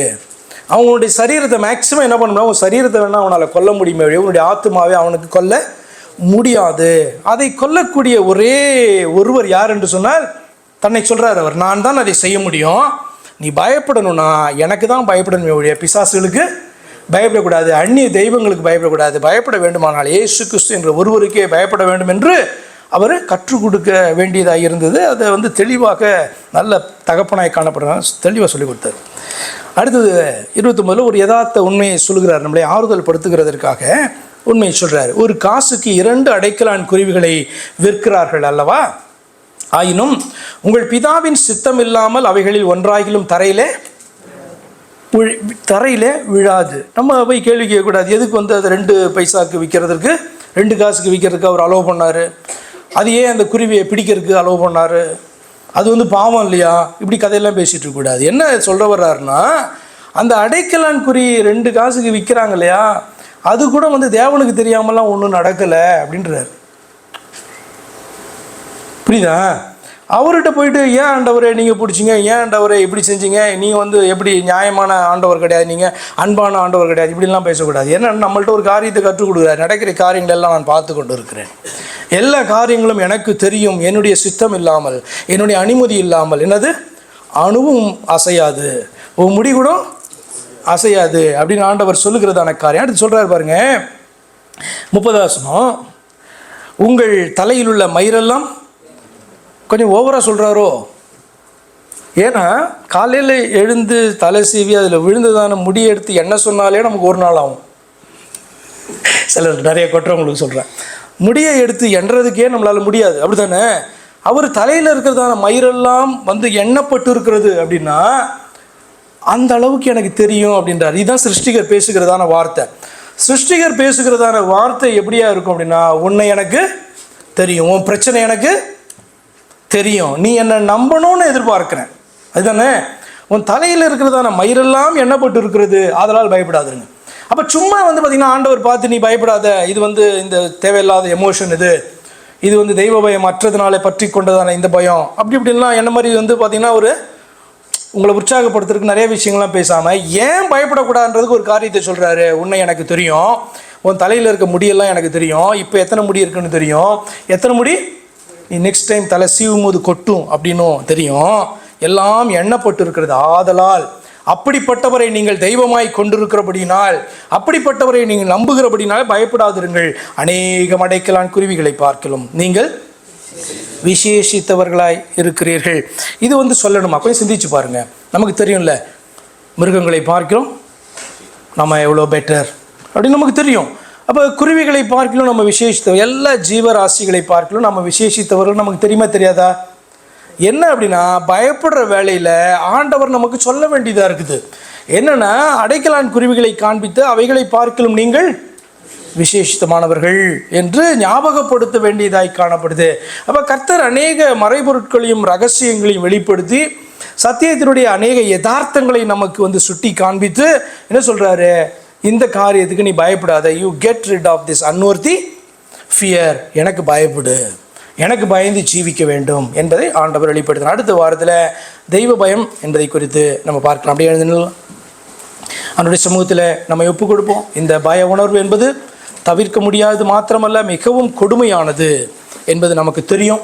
அது எவ்வளவு நம்மளை சங்கடப்படுத்துகிறது என்பது தெரியும். ஆனபடினாலே கர்த்தர் சொல்லுகிறதான காரியம், கற்றுக் கொடுக்கிறதான காரியம் ஒரு வசனத்தில் முடிக்க வேண்டுமானால், பயப்படுகிறதான நாளில் உண்மையே நம்புவேன். ஆண்டவர் சொல்கிறாரு, அவரையே நம்புங்க. நீங்கள் பயப்படுகிறதான வேளையில், ஒன்றும் நடக்கலை என்று சொல்லி தவித்து கொண்டிருக்கிறதான வேளையில் நீங்கள் அவரையே இன்னும் அதிகமாய், நேற்று வரைக்கும் நம்பினதை பார்க்கலாம், இந்த நாளில் நான் அதிகமாய் நம்புவேன் ஆண்டவரை. ஏன்னா நேற்றை பார்க்கலாம் என் பயம் அதிகமாகி இருக்கிறது, நேற்றை பார்க்கலாம் என்னுடைய பிரச்சனைகள் அதிகமாக இருக்கிறது, ஆனபடினாலே என்னுடைய நம்பிக்கையை இன்னும் அதிகமாக்குவேன், உண்மை இன்னும் அதிகமாக ட்ரஸ்ட் பண்ணுவோம் ஆண்டவரே என்று சொல்லி ஒப்பு கொடுங்க. அதுதான் ஆண்டவர் நமக்கு கற்றுக் கொடுக்கிறதான காரியம். எங்கள் நண்பாய் நேசிக்கிற எங்கள் பரிசுத்த பிதாவே, இந்த அருமையான வேலைக்காய் நன்றி செலுத்துகிறோம் ஐயா. உமக்கு நாங்கள் பயந்திருக்க வேண்டும். உம்மாலே தெரிந்து கொள்ளப்பட்டு, உம்மாலே பரிசுத்தமாக்கப்பட்டு, உம்முடைய ஜனமாக வைக்கப்பட்டிருக்கிற, உம்முடைய நாமம் தரிக்கப்பட்டிருக்கிற, அழைக்கப்பட்டிருக்கிற நாங்கள் ஒருவருக்கே நாங்கள் பயந்திருக்க வேண்டும் என்கிறதனுடைய முக்கியத்துவத்தை ஆண்டவர் நீர் கற்றுக் கொடுத்தீங்க. மாத்திரமல்ல கர்த்தாவே, விழுந்து போனதான அந்த ஸ்பாவத்தினாலே காணப்படுகிறதான அந்த உணர்வு, பயம் என்கிற காரியம் எங்களுக்குள்ளாய் வரும் பொழுது அதிகமாய் உம்மை நம்ப வேண்டும், நீர் பெரியவர் என்பதை விசுவாசிக்க வேண்டும், நீர் எங்களோடு கூட இருக்கிறீர் என்பதை கர்த்தாவே நாங்கள் அறிய வேண்டும், நினைவு கூற வேண்டும் என்பதை ஆண்டவதனால் எங்களுக்கு கற்றுக் கொடுத்தபடினால் நமக்கு நன்றி செலுத்தி நாங்கள் அபியாசப்படுத்த, எங்களுடைய வாழ்நாள் முழுவதும் கர்த்தாவை அபியாசப்படுத்த எங்களுக்கு உதவி செய்யுங்க. உம்முடைய வார்த்தைகளின்படியே எங்களுடைய சத்துருக்கள் வெட்டுண்டவர்களாய் வீழத்தக்கதாய் ஆண்டவர் காரியங்களை செய்வீராக. தொடர்ந்து ஆண்டவர் நம்முடைய பிள்ளைகளுக்கு வெற்றியையும் ஜெயத்தையும் விடுதலையும் கொடுப்பீராக. கர்த்தராகிய இயேசு கிறிஸ்துவின் நாமத்தில் ஜெபிக்கிறோம் அருமை பிதாவே, ஆமென். என் ஆத்துமாவே கர்த்தரை ஸ்தோத்திரி, பரிசுத்த நாமத்தை ஸ்தோத்திரி. என் ஆத்துமாவே கர்த்தரை ஸ்தோத்திரி, கர்த்தர் செய்த சகல உபகாரங்களையும் மறவாதே. ஆமீன். நம்முடைய கர்த்தராகிய இயேசு கிறிஸ்துவின் கிருபையும், இந்த தேவனுடைய அன்பும், இந்த தேவனுடைய பரிசுத்த ஆவியின் ஐக்கியமும் இன்றும் சதா காலங்களிலும் உங்கள் அனைவரோடும் கூட இருப்பதாக. ஆமீன்.